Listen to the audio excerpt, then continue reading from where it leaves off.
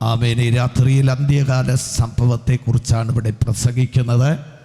ആമേ. യുഗാന്ത്യവും യുഗാനന്തര സംഭവങ്ങളും എന്ന് യേശുക്രിസ്തുവിൻ്റെ രണ്ടാം വരവും ശേഷം ഈ ലോകത്തിൽ നടക്കുന്ന സർവത്ര സംഭവങ്ങളെയും ഉൾക്കൊള്ളിച്ചുകൊണ്ട് ആമേൻ സ്തോത്രം 220ഓളം പേജുകളുള്ള ഒരു പുസ്തകം ഞാൻ എഴുതിയിട്ടുണ്ട്. ആമേൻ. രാത്രി മീറ്റിംഗ് അനന്തരം പുറകിൽ ആമേൻ സ്തോത്രം നിങ്ങൾക്കത് വാങ്ങി വായിക്കാനുള്ള അവസരമുണ്ട്.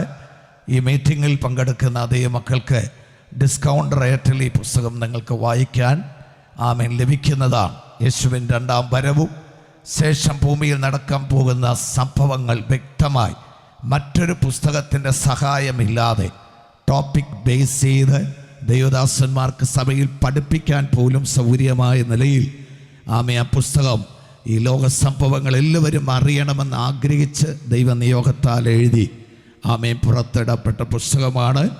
ആകയാൽ അക്കാര്യം നിങ്ങളെ ഞാൻ ഓർപ്പിക്കട്ടെ. യേശുവിൻ്റെ രണ്ടാം വരവും ശേഷം ഏത് ക്രിസ്തുവും 666 മുദ്രയും പീഡനകാലം, അതുപോലെ തന്നെ സഹസ്രാബ്ദ വാഴ്ച, ഹർമഗദോൻ യുദ്ധം, അന്ത്യന്യായവിധി, നരകം, സ്വർഗം, നിത്യത, പുതിയ യെരൂശലേം, എല്ലാ വിഷയങ്ങളും ഉൾക്കൊള്ളിച്ചിട്ടുള്ള ഒരു പുസ്തകമാണെന്നൊരു വാക്കിൽ അതിനെക്കുറിച്ച് പരിചയപ്പെടുത്തിക്കൊണ്ട് പിന്നെയും ഒരിക്കൽ കൂടെ എല്ലാവരെയും തിരുവെഴുത്തുകളിലേക്ക് ഞാൻ സ്വാഗതം ചെയ്യുന്നു. ഇന്ന് രാത്രി നമ്മുടെ ധ്യാനത്തിനായി വിശുദ്ധ വേദപുസ്തകം തുറക്കാം. 2 തീമോഥെയോസിന്റെ ലേഖനം 3-ാം അധ്യായം 1-ാമത്തെ വാക്യം നമുക്ക് മൈക്കിലൂടെ വായിച്ചു കേൾക്കാം. അന്ത്യകാലത്ത് ദുർഘട സമയങ്ങൾ വരുമെന്ന് അറിയുക. അന്ത്യകാലത്ത് ദുർഘട സമയങ്ങൾ വരും എന്നറിയുക. എല്ലാ കണ്ണുകളും അടയ്ക്കാം. നമുക്ക് ഒരുമിച്ച് ദൈവത്തോട് പ്രാർത്ഥിക്കാം. യേശുവിൻ്റെ നാമത്തിൽ ഈ രാത്രിയിലും ദൈവത്തിൻ്റെ വചനം അനേകർക്ക് അനുഗ്രഹമായി തീരാൻ ഈ പട്ടണത്തിൽ പല സ്ഥലങ്ങളിലും ഇരുന്ന് ഈ വചനം കേൾക്കുന്ന ഓരോ പ്രിയപ്പെട്ടവരുടെയും പേർ ജീവപുസ്തകത്തിൽ എഴുതപ്പെടുന്നൊരു രാത്രിയായി ന്യായവിധിയിൽ നിന്ന് രക്ഷപ്പെടുന്നൊരു ദിവസമായി തീരാൻ വിശ്വാസികളായ ദൈവമക്കൾ അതിനം തുറന്ന ദൈവത്തിന് സ്തോത്രം ചൊല്ലി കർത്താവിനെ സ്തുതിക്കാമോ? പരിശുദ്ധാത്മാവിൻ്റെ ശക്തി, ദൈവത്തിൻ്റെ കൃപ, ദൈവ സാന്നിധ്യം ഈ ഗ്രൗണ്ടിലേക്ക് ഇറങ്ങി വന്നിട്ടുണ്ട്. എല്ലാ തരങ്ങളും തുറന്ന്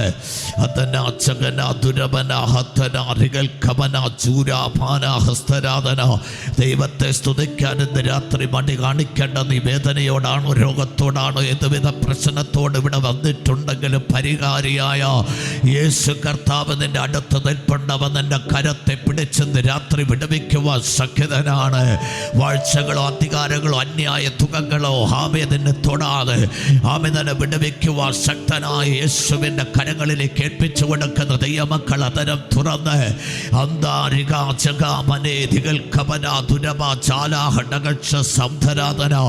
ഒരുപക്ഷെ ഈ പന്തലിനകത്ത് കടന്നു വരാൻ കഴിഞ്ഞില്ല, ഓൺലൈനിലൂടെയാണ് ഈ ശബ്ദം കേൾക്കുന്നതെങ്കിലും ഇന്ന് രാത്രി താങ്കളെ സ്നേഹിക്കുന്ന ദൈവം സ്തോത്രം നിന്നോട് സംസാരിക്കുകയാണ്.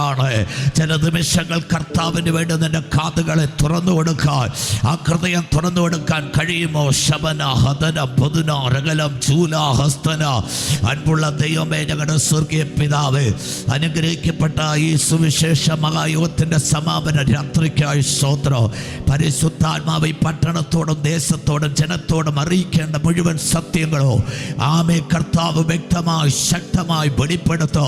യേശു ക്രിസ്തുവിൻ അധികാരമുള്ള നാമത്തിൽ ജനം ക്രിസ്തുവിന്റെ സ്നേഹത്തിലേക്ക് ആനയിക്കപ്പെടാൻ തടസ്സമായി ഉയർന്നു പൊങ്ങിയും നിൽക്കുന്ന സകല പൈശാചിക പാതാള ഗോപുരങ്ങളെ നിന്റെ ദാസന്മാർ ഞങ്ങൾ ഒരുമിച്ച് യേശുവിന്റെ നാമത്തിൽ ശാസിക്കുന്നു. ആത്മാവിൽ ചെയ്യുന്ന യേശുവിൻ നാമത്തിൽ തന്നെ രണ്ട് കരങ്ങളെ ചേർത്തടിച്ച് എല്ലാ സ്തുതിയും എല്ലാ സ്തോത്രവും എല്ലാ മഹത്വവും നമ്മുടെ കർത്താവിനെ അറിയിക്കാം. Thank you holy God. Hallelujah. 2 തീമോഥെയോസിന്റെ ലേഖനം 3-ാം അധ്യായം 1-ാമത്തെ വാക്യമാണ് നമ്മൾ വായിച്ചു കേട്ടത്. അന്ത്യകാലത്ത് ദുർഘട സമയങ്ങൾ വരും എന്നറിയുക. അന്ത്യകാലത്തെക്കുറിച്ചാണ് അല്പസമയം രാത്രിയിൽ സംസാരിക്കുവാൻ ഞാൻ ആഗ്രഹിക്കുന്നത്.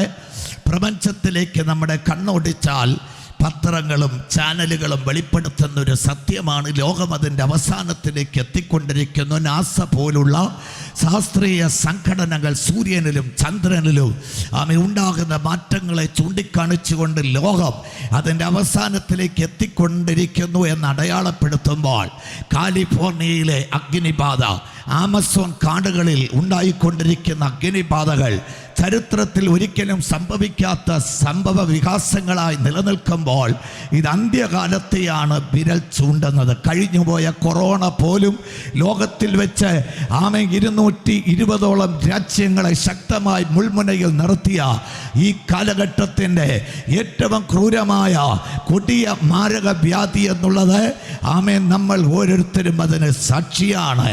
സ്തോത്രം. ഇപ്പോഴും ലോകം അതിൻ്റെ അന്ത്യത്തിലേക്ക് എത്തിയിരിക്കുന്നു എന്ന് ബൈബിൾ പ്രവചനങ്ങളെ വ്യക്തമായി സാക്ഷീകരിക്കുന്ന നിലയിൽ ലോകത്തെ ഇളക്കിമറിക്കുന്ന ശക്തമായ യുദ്ധങ്ങൾക്ക് ലോകരാഷ്ട്രങ്ങൾ ഇപ്പോൾ സ്തോത്രം സാക്ഷ്യം വഹിച്ചു തുടങ്ങിയിരിക്കുകയാണ്.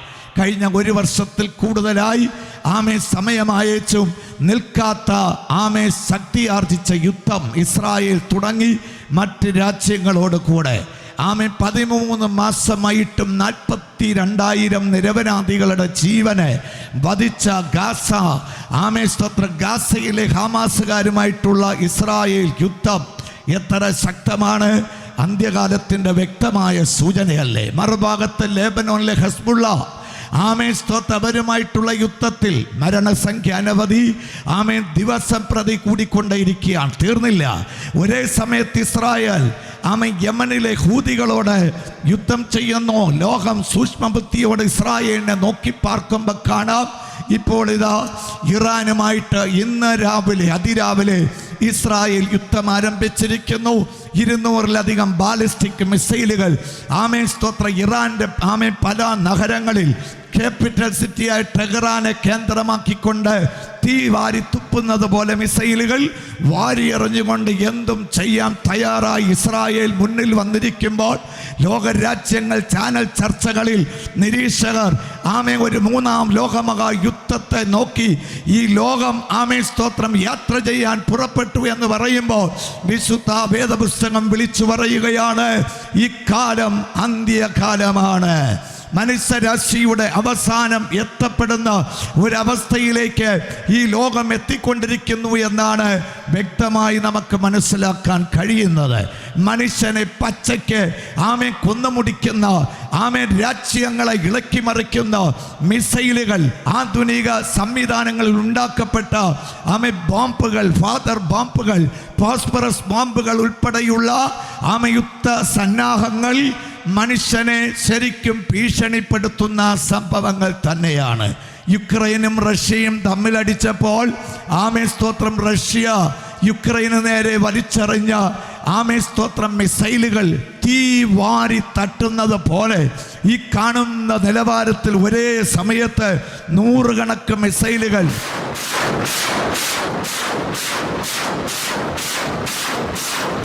ഉക്രൈനിലേക്ക് റഷ്യ അയച്ചപ്പോൾ നമുക്കറിയാം, ലക്ഷക്കണക്കായ ആളുകളാണ് പല രാജ്യങ്ങളിലേക്ക് പലായനം ചെയ്തത്. നിരപരാധികളായ പാവങ്ങളായ എത്രയോ ആളുകൾ മരിച്ചു പോകാനും ഇടയായി. ഇത്തരത്തിൽ ഈ ലോകം അതിൻ്റെ അവസാനത്തെ സ്തോത്രം സൂക്ഷ്മബുദ്ധിയോടെ നോക്കിപ്പാർക്കുമ്പോൾ വിശുദ്ധ വേദപുസ്തകം അന്ത്യകാലത്ത് നടക്കും എന്ന് വെളിപ്പെടുത്തിയ പല സംഭവങ്ങളും ശാസ്ത്രജ്ഞന്മാർ ഇപ്പോൾ ചിത്രീകരിക്കാൻ തുടങ്ങിയിരിക്കുകയാണ്. ഈ ലോകത്തിൽ നടക്കുമെന്ന് വിശുദ്ധ വേദപുസ്തകം വ്യക്തമാക്കിയ പല സംഭവങ്ങളും ഇപ്പോഴിതാ ലോകത്തിൽ നടന്നു തുടങ്ങിയിരിക്കുന്നു. എന്താണ് ബൈബിൾ അന്ത്യകാലത്ത് ലോകത്തിൽ നടക്കും എന്ന് പറഞ്ഞത്? സ്തോത്രം. നമുക്ക് സ്ക്രീനിലേക്ക് ഒന്ന് ശ്രദ്ധിക്കാം.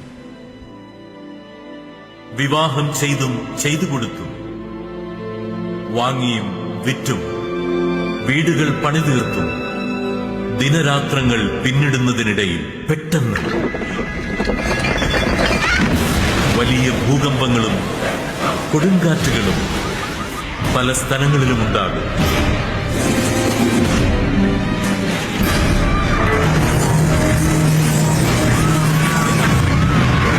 ആകാശശക്തികൾ ഇളകുകയും കടലിലെ തിരമാലകൾ ഉയർന്നു വരികയും ചെയ്യും.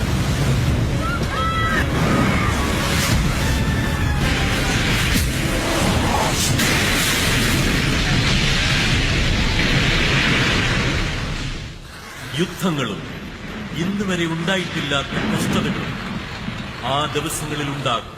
ലോകാരംഭം മുതൽ ഇന്ന് വരെ സംഭവിച്ചിട്ടില്ലാത്ത വലിയ അനർത്ഥങ്ങൾ, പ്രകൃതിക്ഷോഭങ്ങൾ ഉൾപ്പെടെയുള്ള സംഭവങ്ങൾ ഈ കാലഘട്ടത്ത് നടന്നു തുടങ്ങിയിരിക്കുകയാണ്. വിശുദ്ധ വേദപുസ്തകം അന്ത്യകാലത്തിന് 3 പ്രത്യേകതകൾ വെളിപ്പെടുത്തുന്നുണ്ട്. നാം ജീവിക്കുന്ന ഈ കാലം അന്ത്യകാലമെന്ന് വ്യക്തമാക്കുന്ന 3 പ്രത്യേകതകൾ. സ്തോത്രം, അവയാണ് ഇന്ന് രാത്രിയിൽ നിങ്ങളോട് ഞാൻ സംസാരിക്കാൻ ആഗ്രഹിക്കുന്നത്. ഒന്നാമത്തെ പ്രത്യേകത, വിശുദ്ധ വേദപുസ്തകം മത്തായി സുവിശേഷം 24:37 അന്ത്യകാലത്ത് സംഭവിക്കുന്ന സംഭവത്തെക്കുറിച്ച് ഇങ്ങനെ നമ്മൾ വായിക്കുന്നു. വായിച്ചു കേൾക്കാം. നോഹയുടെ കാലം പോലെ തന്നെ മനുഷ്യപുത്രന്റെയും വരവാകും. അന്ത്യകാലത്തെക്കുറിച്ച് കർത്താവായ യേശുക്രിസ്തു പറയുന്നത് നോഹയുടെ കാലം പോലായിരിക്കും അന്ത്യകാലം. അത്യവശ്യം നോഹയെക്കുറിച്ച് ഓർപ്പിക്കാനിടയായി. നോഹയുടെ കാലം പോലെ തന്നെ. ആരാണ് വിശുദ്ധ വേദപുസ്തകം വെളിപ്പെടുത്തുന്ന നോഹ എന്ന ഈ മനുഷ്യൻ? മനസാക്ഷി യുഗത്തിൽ കർത്താവ് ശക്തിയോടെ ആ തലമുറയിൽ നിലനിർത്തിയ ഭക്തനായ ദൈവസ്നേഹിയായ സാക്ഷാൽ നീതിമാനായ അനുഗ്രഹീതനായ വെളിപ്പാടുള്ളൊരു ദൈവമനുഷ്യനായിരുന്നു ഈ നോഹ. വിശുദ്ധ വേദപുസ്തകത്തിലേക്ക് പരിശോധിച്ചാൽ 7 വിധ പ്രത്യേകതകൾ, സ്വഭാവ സവിശേഷതകൾ ഈ നോഹയെക്കുറിച്ച് കാണാം. ബൈബിൾ പറയുന്നു, ഉൽപ്പത്തി പുസ്തകം 7-1 വാക്യം, നോഹ ഒരു നീതിമാനായിരുന്നു. അന്യായവും അതിക്രമവും മ്ലേച്ഛതകളും സകല പൈശാചികത്വം നിറഞ്ഞൊരു കാലത്ത് നോഹ യാതൊരു വിധമായ അന്യായത്തിനും കൂട്ടുനിൽക്കാതെ ഒരു നീതിമാനായി ദൈവസന്നദ്ധിയിൽ നിന്നും സാക്ഷ്യം ലഭിച്ചവനായി മാറി. ഉൽപ്പത്തി പുസ്തകം 6-22 വാക്യം പറയുന്നു, നോഹ അനുസരണമുള്ളൊരു ദൈവമനുഷ്യനായിരുന്നു. മരണത്തിൽ അവസാനത്തോളം ദൈവത്തിന് യേശു കർത്താവ് അനുസരണയുള്ളവനായി കാണപ്പെട്ടെന്ന് ബൈബിൾ പറയും പോലെ അക്കാലഘട്ടത്ത് നോഹ അനുസരണയുള്ളവനായിരുന്നു. അങ്ങനെ പറഞ്ഞാൽ നിങ്ങൾക്ക് മനസ്സിലാകില്ല. ബൈബിൾ പറയുന്നു, മഴ പെയ്യാത്തൊരു കാലത്തെ യഹോവയായ ദൈവം നോഹയോട് പറഞ്ഞു, ഈ ഭൂമിയിലെ മ്ലേച്ഛതയും അതിക്രമവും പാപവും നിമിത്തം ശക്തമായിട്ടുള്ള ജലപ്രളയം ഭൂമിയിൽ ഉണ്ടാകാൻ പോകുകയാണ്. രാത്രിയും പകലും 40 ദിവസം ശക്തമായ മഴയുണ്ടാകും. Price the Lord. അതുകൊണ്ട് രക്ഷപ്പെടാൻ താല്പര്യമുള്ളവർക്ക് നോഹയോട് ആവശ്യപ്പെട്ടു, നീ ഒരു പെട്ടകം ഉണ്ടാക്കണം. കപ്പലിൻ്റെ ആകൃതിയിൽ ആ പെട്ടകം പണിയാൻ ദൈവം തന്നെ എൻ്റെ ഡിസൈൻ വെളിപ്പെടുത്തി. 450 അടി നീളം, 75 അടി വീതി, 45 അടി ഉയരമുള്ള ഒരു ശക്തിയാർജിച്ച 3 നിലയുള്ള ഒരു കപ്പൽ എന്ന് വേണമെങ്കിൽ പറയാം, പെട്ടകം. ഹല്ലേലൂയ. അതും കൊപ്പേർ മരം കൊണ്ടായിരിക്കണം അത് ഉണ്ടാക്കേണ്ടതെന്ന് പ്രത്യേക ദൈവം നോഹയോട് അരുളി ചെയ്തിരുന്നു. ചാളത്തടി പോലെ ഇന്ന് മീനവ സഹോദരങ്ങൾ ഉപയോഗിക്കുന്ന വള്ളമൊക്കെ ഉണ്ടാക്കാൻ ഉപയോഗിക്കുന്ന തടിയെ പോലുള്ള ഒരു തടിയാണ് കൊപ്പേർ മരം. ഇത് വെള്ളത്തിലേക്ക് താണുപോകില്ല. അതുകൊണ്ട് തന്നെ ദൈവം പറഞ്ഞു, അതിലായിരിക്കണം ഇതിൻ്റെ പണി ചെയ്യാൻ. സ്തോത്രം. 450 അടി നീളവും 75 അടി വീതവും 45 അടി ഉയരവുമുള്ള ഇത്രയും അപാരമായ ഒരു കപ്പൽ പെട്ടകം ഉണ്ടാക്കണമെങ്കിൽ എന്തുമാത്രം തടി വേണമെന്ന് നോക്കണം. ഇന്നത്തെ നോഹമാരായിരുന്നെങ്കിൽ ദൈവത്തോടൊരു സജഷനെങ്കിലും ചോദിച്ചേനെ, കർത്താവേ അല്പം തേക്ക് കൂടെ ഉപയോഗിച്ചോട്ടെ, ഇത്രയും മരം എത്ര ടണ്ണുണ്ടെങ്കിലേ കവർ ചെയ്യാൻ പറ്റുള്ളൂ, അതുകൊണ്ട് കുറേ തേക്ക് ഉപയോഗിക്കട്ടെ, നാട്ടിൽ ഒത്തിരി ആഞ്ഞില് കിട്ടും, കുറച്ച് ആഞ്ഞില് ഞങ്ങൾ ഉപയോഗിക്കട്ടെ എന്ന് ഇന്നത്തെ നോഹമാരായ ഞങ്ങളാണെങ്കിൽ ചോദിച്ചേനെ. ഒരു സ്തോത്രം ചെയ്യാം. എന്നാൽ ബൈബിൾ പറയുന്നു, ദൈവം പറഞ്ഞതുപോലെ നോഹ അനുസരിച്ചു. അല്പം പോലും ഒന്നും മാറ്റാൻ താൻ തീരുമാനിക്കാതെ ദൈവം പറഞ്ഞതുപോലെ ചെയ്യുന്ന നോഹമാർ ഇന്ന് രാത്രി ഈ ശബ്ദം കേൾക്കുന്നെങ്കിൽ സ്തോത്രം, നിന്നെയാണ് ദൈവം നീതിമാൻ എന്ന് വിളിക്കുന്നത്. ഹല്ലേലൂയ. മൂന്നാമത്തെ നോഹയുടെ പ്രത്യേകത, എബ്രായർക്ക് ലേഖനം 11:7 വായിക്കുന്നു, നോഹ ദൈവത്തിൽ വിശ്വസിച്ചു. ഞാൻ പറഞ്ഞല്ലോ, മഴ പെയ്തിട്ടില്ല അന്ന് വരെ. മഞ്ഞ് പൊങ്ങിയാണ് സസ്യങ്ങളെ നനച്ചിരുന്നത്. അങ്ങനെയുള്ളൊരു കാലത്ത് മഴ പെയ്യുമെന്ന് ദൈവം പറഞ്ഞപ്പോൾ കേട്ടവരെല്ലാം പറഞ്ഞു, അതൊരിക്കലും സംഭവിക്കാൻ പോകുന്നില്ല. ഒരുപക്ഷെ നോഗയുടെ വീട്ടിനകത്ത് തന്നെ അങ്ങനെയൊന്നും സംഭവിക്കത്തില്ലെന്ന് നോഗയോട് പറഞ്ഞു കാണാം. പക്ഷെ നോഗയ്ക്കറിയാമായിരുന്നു സംസാരിച്ചത് ദൈവമാണ്. ദൈവം പറഞ്ഞാൽ അതങ്ങനെ സംഭവിച്ചിരിക്കും. നോഗ ദൈവത്തിൽ വിശ്വസിച്ചു. ആമേൻ, സ്തോത്രം. അതുകൊണ്ട് തന്നെ 120 കൊല്ലങ്ങൾ താൻ പ്രസംഗിക്കുവാനിടയായി ഈ സത്യം മറ്റുള്ളവരോട്. നോഗയുടെ 4ാമത്തെ പ്രത്യേകത എബ്രായർ 11:7 വീണ്ടും വായിക്കുന്നത് അദ്ദേഹത്തിൻ്റെ ഉത്സാഹമാണ്. ഞാൻ പറഞ്ഞല്ലോ, ആമേൻ, ഈ നോഹ എന്തുമാത്രം പണിയെടുത്ത് കാണും, എന്തുമാത്രം ആളുകൾ പണി ചെയ്ത് കാണും. 120 വർഷം അഥവാ 43,800 ദിവസങ്ങൾ ആമേൻ, സ്തോത്രം, ഇതിൻ്റെ പണിയുടെ പൂർത്തീകരണത്തിന് ആവശ്യം വന്നു എന്നാണ് പണ്ഡിതന്മാർ കണക്കാക്കുന്നത്. എങ്കിൽ നന്നായി ശ്രദ്ധിക്കണം. ഓടി നടന്ന് പണി ചെയ്യാൻ നോഗയുടെ പ്രായം അറിയണ്ടേ? 600ാമത്തെ വയസ്സാണ്. പെട്ടകത്തിലേക്ക് കയറാൻ തുടങ്ങുമ്പോൾ 600 വയസ്സ്. ഒരു 100 വർഷം കുറച്ചാലും 500 വയസ്സുള്ള നോഹ ഉത്സാഹത്തിൽ മടിപ്പില്ലാതെ ആത്മാവിൽ എരിവുള്ള വ്യക്തിയായി ഓടി നടന്ന് ദൈവത്തെ സ്നേഹിച്ച് കർത്താവിൻ്റെ വേല ചെയ്ത നോഗയെ ഓർക്കുമ്പോൾ ഇന്ന് രാത്രി ഞാൻ ദൈവത്തിന് സ്തോത്രം ചെയ്യുകയാണ്. അയ്യോ പാസ്റ്റർ, എൻ്റെ പ്രായമൊക്കെ കൂടി, പണ്ടത്തെ പോലെ തൊണ്ടയൊന്നും പോരാ, കൈയടിക്കാനൊന്നും വയ്യ, ചർച്ചിൽ വന്നാലും സ്തോത്രം ചെയർ കിട്ടിയാൽ പോലും ഇരിക്കാൻ വയ്യ എന്ന് പറഞ്ഞ് സ്വയം പുറകിലോട്ട് പോകുന്ന ഏതെങ്കിലും അമ്മച്ചിമാർ അപ്പച്ചന്മാർ കേൾക്കുന്നുണ്ടെങ്കിൽ ഇല്ല. കാലേപ്പിനെ പോലെ നിന്റെ കാലുകൾക്ക് ബലം നൽകി നിന്റെ ആയുസ്സിനെ വർദ്ധിപ്പിച്ച് തന്നെ ശക്തീകരിക്കുന്ന ഒരു ദൈവത്തെയായി ഇന്ന് രാത്രി ഞങ്ങൾ പ്രസംഗിക്കുന്നത്. നോഗയുടെ വയസ്സ് പണി തുടങ്ങുമ്പോൾ ഏകദേശം 500 വയസ്സായിരുന്നു. സ്തോത്രം ചെയ്യാമോ? എന്നിട്ടും താൻ ഓടി നടന്ന ഉത്സാഹത്തിൽ ഒരു മടിപ്പുമില്ലാതെ ഭംഗിയായ പെട്ടകത്തിൻ്റെ പണി പൂർത്തീകരിച്ചു എന്ന് ബൈബിളിൽ വായിക്കുകയാണ്. 5ാമത്തെ പ്രത്യേകത 2 പത്രോസ് 2:5 ബൈബിൾ പറയുന്നു, നോഗ നീതി പ്രസംഗിയായിരുന്നു. 120 കൊല്ലങ്ങൾ ഒരു മനുഷ്യനും കേട്ടത് അംഗീകരിക്കാതെ, നോഗയെ കളിയാക്കിയതല്ലാതെ, പരിഹസിച്ചതല്ലാതെ, നോഗ വിളിച്ചു പറയുന്ന നടക്കാൻ പോകുന്ന സത്യങ്ങളെ എല്ലാവരും തള്ളിക്കളഞ്ഞപ്പോൾ നോഗ അതൊന്നും കണ്ട് മനം മടുക്കാതെ ദൈവം പറഞ്ഞത് ദേശത്തോട് വിളിച്ചു പറഞ്ഞ നോഗയെ ഇന്ന് രാത്രിയിൽ നമ്മൾ പ്രശംസിക്കണം. ഒരു സ്തോത്രം ചെയ്യാമോ? ദൈവദാസന്മാരെ, കർത്താവ് താങ്കളെ ഏൽപ്പിച്ച ശുശ്രൂഷ ഒരുപക്ഷെ പരസ്യയോഗം നടത്തുകയാകാം, ചെറിയൊരു കോണ് വെച്ച് പ്രസംഗിക്കുന്ന പരിപാടിയാകാം, ട്രാക്ട് കൊടുക്കുന്നതാകാം. ഈ വചനം കേട്ടുകൊണ്ടിരിക്കുന്ന വിശ്വാസികളെ, നിങ്ങൾ പണി ചെയ്യുന്ന സ്ഥാപനത്ത്, കമ്പനിയിൽ, ഓഫീസിൽ, പഠിക്കുന്ന സ്കൂളിൽ, കോളേജിൽ നിന്നെ ഏൽപ്പിച്ച ഈ സുവിശേഷം മറ്റുള്ളവരോട് പറയാൻ നീ മടി കാണിക്കരുത്. ഞാൻ പറഞ്ഞാലും അവർ കേൾക്കില്ല, അതവർ അംഗീകരിക്കത്തില്ലെന്ന് നീ ചിന്തിക്കണ്ട. നോഗ 120 കൊല്ലം പ്രസംഗിച്ചേച്ചും ഒരാൾ പോലും പെട്ടകത്തിൽ കയറാൻ നാട്ടിൽ നിന്നും മുന്നിലോട്ട് വന്നില്ല. പക്ഷെ ബൈബിൾ പറയുന്നു, എങ്കിലും നോഗ പ്രസംഗിച്ചു. ഹല്ലേലൂയ. യെരമ്യ പ്രവാചകനിൽ ഇങ്ങനെയാണ് വായിക്കുന്ന, മനുഷ്യപുത്ര, ഈ ജനം കേട്ടാലും കേട്ടില്ലെങ്കിലും നീ പ്രസംഗിക്കണം. എന്തുകൊണ്ടാണ് ഈ സുവിശേഷ യോഗങ്ങൾ? ഇത്രയും പണമുടക്ക്, എത്ര ദിവസത്തെ പിന്നിലുള്ള പ്രാർത്ഥന. സ്തോത്രം. ദൈവദാസൻ പറഞ്ഞതുപോലെ ഈ സുവിശേഷം ഈ പട്ടണം കേൾക്കണം. ഒരു ഹല്ലേലൂയ പറയാമോ? സുവിശേഷം അറിയിച്ചില്ലെങ്കിൽ അയ്യോ കഷ്ടമെന്നാണ് ബൈബിൾ പറയുന്നത്. നോഗയുടെ 5ാമത്തെ പ്രത്യേകത, അവൻ ആരാധിക്കുന്നവനായിരുന്നു. പെട്ടകത്തിനകത്ത് കഴിച്ച ദിവസം 382 ദിവസമാണ്. ഉൽപ്പത്തി പുസ്തകം 7ഉം 8ഉം അധ്യായങ്ങൾ നിങ്ങൾ വായിച്ചാൽ 40 ദിവസമാണ് രാത്രിയിലും പകലും മഴ പെയ്യാൻ പോവുക എന്ന് യഹോവയായ ദൈവം പറഞ്ഞിരുന്നു. പക്ഷെങ്കിൽ മഴ 40 ദിവസമായപ്പോൾ നിന്നു, വെള്ളം ഭൂമിയിൽ നിന്ന് പൊങ്ങിക്കൊണ്ടേയിരുന്നു. പെട്ടകം ആരരാത്ത് പർവ്വതത്തിൽ ഭൂമിയിൽ നിന്ന് 28,280 അടി ഹൈറ്റിൽ പെട്ടകം ഉറയ്ക്കുമ്പോൾ, നന്നായി കേൾക്കടേ, 382 ദിവസമായി. ഒരു സ്തോത്രം ചെയ്യാമോ? ഹല്ലേലൂയ. 40 ദിവസമാണ് അകത്തിരിക്കാൻ പോകുന്നതെന്ന് ദൈവം പറഞ്ഞത്.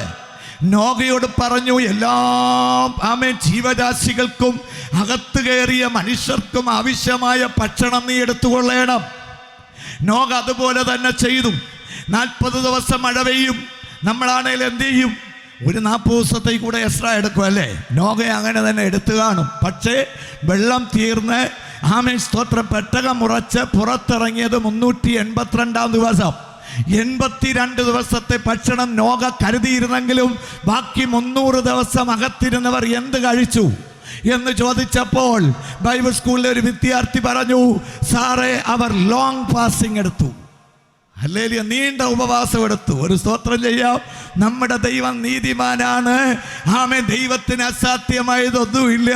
ഒരു കാര്യവുമില്ലാതെ ആരെയും പട്ടിണി കിടത്തുന്ന ദൈവമല്ല നമ്മുടെ ദൈവം.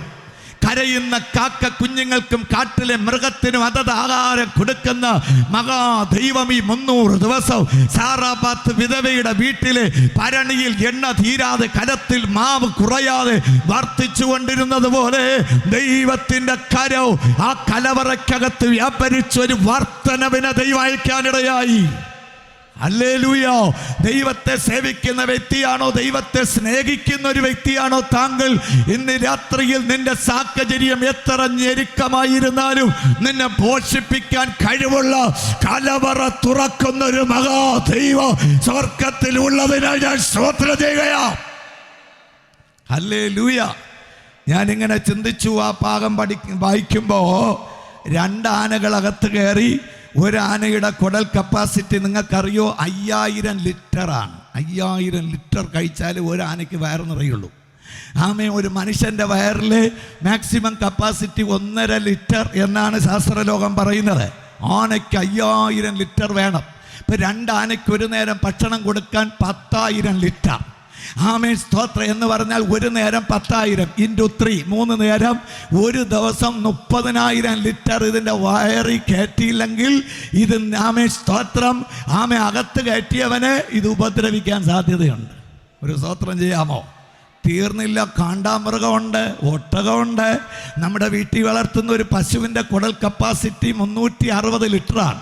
അപ്പോൾ 2 പശുക്കൾക്ക് എത്ര വേണമെന്ന് ചിന്തിക്കണം. എങ്കിലും അവയ്ക്കൊന്നിനും കുറവ് വയ്ക്കാതെ സർവശക്തനായ ദൈവം 382 ദിവസവും പെട്ടകത്തിനകത്ത് ഭക്ഷണം കൊടുത്തെങ്കിൽ ഇന്ന് രാത്രി ശബ്ദം കേൾക്കുന്ന ആരോടോ കർത്താവ് പറയുന്നു, നിന്റെ കടബാധ്യതയും സാമ്പത്തിക ഞെരുക്കവും തകർച്ചയും പരാജയവും ഒക്കെ മാറ്റി നിന്നെ മാനിക്കാൻ കഴിവുള്ള ഒരു ദൈവമാണ് നിന്നോട് സംസാരിക്കുന്നത്. ഇരിക്കുന്ന സ്ഥലത്തിരുന്നു കൊണ്ട് ഈ ദൈവത്തെ രക്ഷകനായി ഹൃദയം കൊണ്ട് സ്വീകരിക്കാൻ നീ തയ്യാറായാൽ നിന്റെ നാളുകളെ അനുഗ്രഹിക്കുവാൻ ദൈവത്തിന് കഴിയും. പെട്ടകത്തിൽ നിന്നും പുറത്തിറങ്ങിയ നോഹ ആദ്യം ചെയ്തതൊരു യാക്കപീഠം പണിത് ദൈവത്തെ ആരാധിച്ചു. അവൻ ആരാധിക്കുന്നവനായിരുന്നു.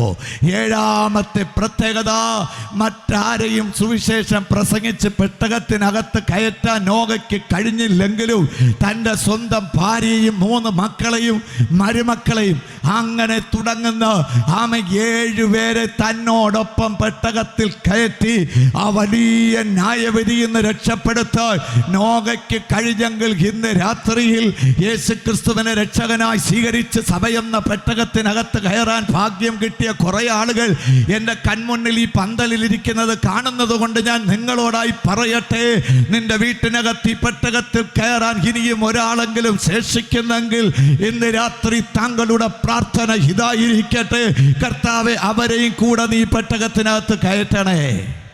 ഒരു ഹല്ലേലൂയ പറഞ്ഞാണ്. നോഹയുടെ കാലം പോലെ തന്നെ മനുഷ്യപുത്രന്റെ കാലവുമാകും. ഇപ്പൊ എന്താണ് ഈ നോഹയുടെ കാലഘട്ടത്തിന്റെ പ്രത്യേകത? ബൈബിൾ പറയുന്നു 11 കാര്യങ്ങൾ പറയുന്നുണ്ട്. ഒരു 3 കാര്യം ഞാൻ പറയാം.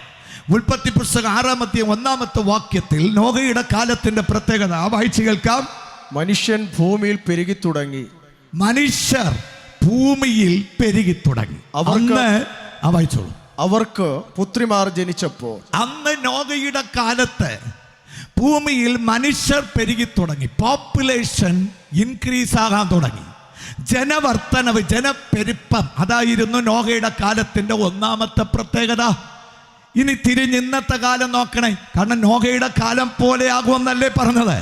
ഇപ്പൊ ഇന്നത്തെ കാലം നോക്കണം. കഴിഞ്ഞ 1804 19ാം നൂറ്റാണ്ടിന്റെ ആരംഭത്തിൽ ലോക ജനസംഖ്യ വെറും 100 കോടിയായിരുന്നു. Price the Lord. എന്നാൽ ദാ നോക്കണേ, അടുത്ത 100 വർഷം കഴിഞ്ഞപ്പോൾ 200 കോടിയായി. വർധനവ് നോക്കണം. 1959 ആയപ്പോൾ 300 കോടിയായി. 1974 400 കോടിയായി. 1987 74 87 എത്ര വർഷമെന്ന് നോക്കണം. ലോക ജനസംഖ്യ 500 കോടിയായി. 87 1998 ഇടയ്ക്ക് ലോക ജനസംഖ്യ 600 കോടിയായി മാറുന്നു. 2011 ഇത് 700 കോടിയായി. ഇതാ നോക്കണേ, 2022 800 കോടി. ഇപ്പോഴത്തെ ലോക ജനസംഖ്യ 862 കോടിയാണ്. ജനം വർദ്ധിക്കുന്നു, മനുഷ്യർ പെരുകുന്നു. ഇത് അന്ത്യകാലത്തിൻ്റെ സൂചനയാണ്. നോഹയുടെ കാലം പോലെ ജനം പെരുകുകയാണ് എന്ന് പറഞ്ഞാൽ 1 സെക്കൻഡിൽ 4 ജീവനുകൾ ഈ ഭൂമിയിൽ ജീവിക്കാൻ വേണ്ടി വരുന്നു എന്ന് പറഞ്ഞാൽ 1 മിനിറ്റ് ആകുമ്പോൾ 240 ജനനം. ഒറ്റ മണിക്കൂറിൽ 14,400. ഒറ്റ ദിവസം കൊണ്ട് 3,45,600 വ്യക്തികൾ ഈ ഭൂമിയിൽ ജനിക്കുന്നത് ദൈവത്തിൻ്റെ പരമ പദ്ധതിയാണ്. ഇത് നോഹയുടെ കാലം പോലൊരു കാലമെന്ന് ബൈബിൾ പ്രവചനം തിരിച്ചറിയുന്നവർക്കായി ഞാൻ സ്തോത്രം ചെയ്യുകയാണ്. ആമേ, ഒറ്റ ആഴ്ചയിൽ 24,19,200 ജനനം. ഒറ്റ മാസമാകുമ്പോൾ 1,03,68,000. കഴിഞ്ഞ ഒറ്റ വർഷം 12,44,16,000 ആളുകൾ ഈ ഭൂമിയിൽ ജനിച്ചപ്പോൾ ആമേ, ലോകാരോഗ്യ സംഘടനയുടെ കണക്കിൻ്റെ മുന്നിൽ ആമേ, ഇന്ന് രാത്രിയിൽ നമ്മളൊരു സത്യം തിരിച്ചറിയണം. ഇത് നോഹയുടെ കാലം പോലുള്ളൊരു കാലമാണ്. തീർന്നില്ല. കഴിഞ്ഞ 10 വർഷത്തിൽ 124,44,60,000 ജനനം. ഒറ്റ രാത്രി വെളുക്കുമ്പോൾ ദൈവം ഭൂമിയിൽ ഇന്ന് 1,72,800 ജീവനുകളെ ഈ ഭൂമിയിൽ പ്രവേശിപ്പിക്കുന്നെങ്കിൽ ഇതിൻ്റെ പിന്നിൽ ബൈബിൾ പ്രവചനം നിവർത്തിയാകുകയാണ്.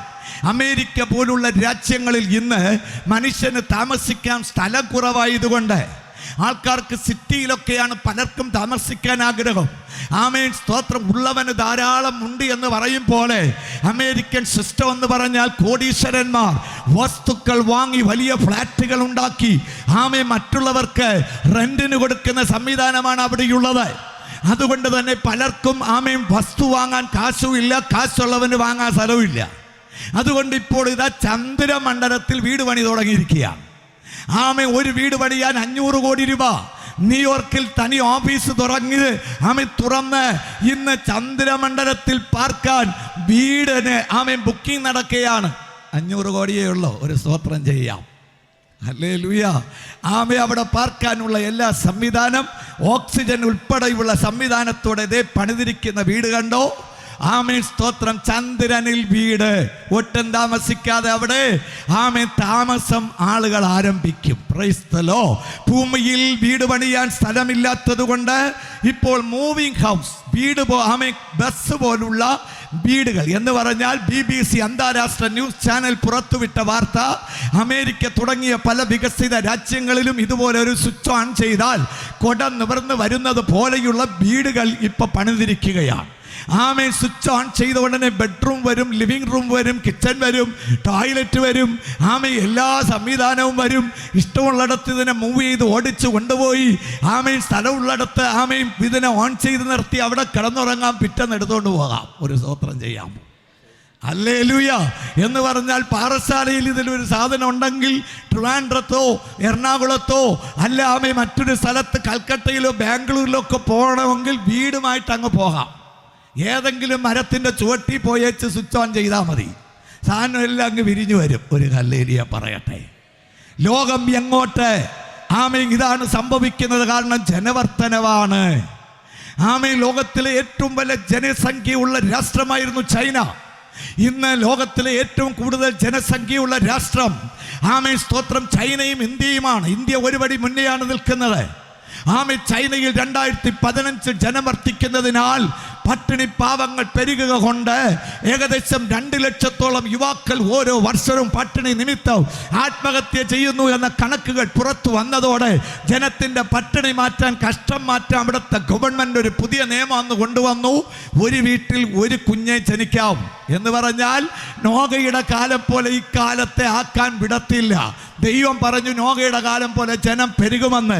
ചൈന ഗവൺമെൻറ് പറഞ്ഞു ജനം കുറയുമെന്ന്. സ്തോത്രം ചെയ്യാമോ? ആമേ. രണ്ടാമത്തെ കുഞ്ഞ് വീട്ടിൽ മകനോ മകളോ വേണമെങ്കിൽ ഗവൺമെന്റിന് കാശ് കെട്ടണം. എന്നാൽ ഇപ്പോൾ നിയമം വീണ്ടും എടുത്ത് ദൂരെ എറിഞ്ഞിരിക്കുന്നു. ആമേ. അങ്ങനെ ലോകരാജ്യങ്ങളിപ്പോ ജനത്തെ കുറയ്ക്കാൻ ശ്രമിക്കുകയാ. കാരണം ജനം വർദ്ധിക്കുന്നതനുസരിച്ച് താമസിക്കാൻ സ്ഥലമില്ല, കഴിക്കാൻ ഭക്ഷണമില്ല. 3 ദിവസത്തോളം പട്ടിണിയായി കിടന്നൊരു കുഞ്ഞു പൈതൽ വിശപ്പ് കൊണ്ട് അമ്മയാരെന്നറിയില്ല, അപ്പനാരെന്നറിയില്ല. ആമേ. സ്തോത്രം.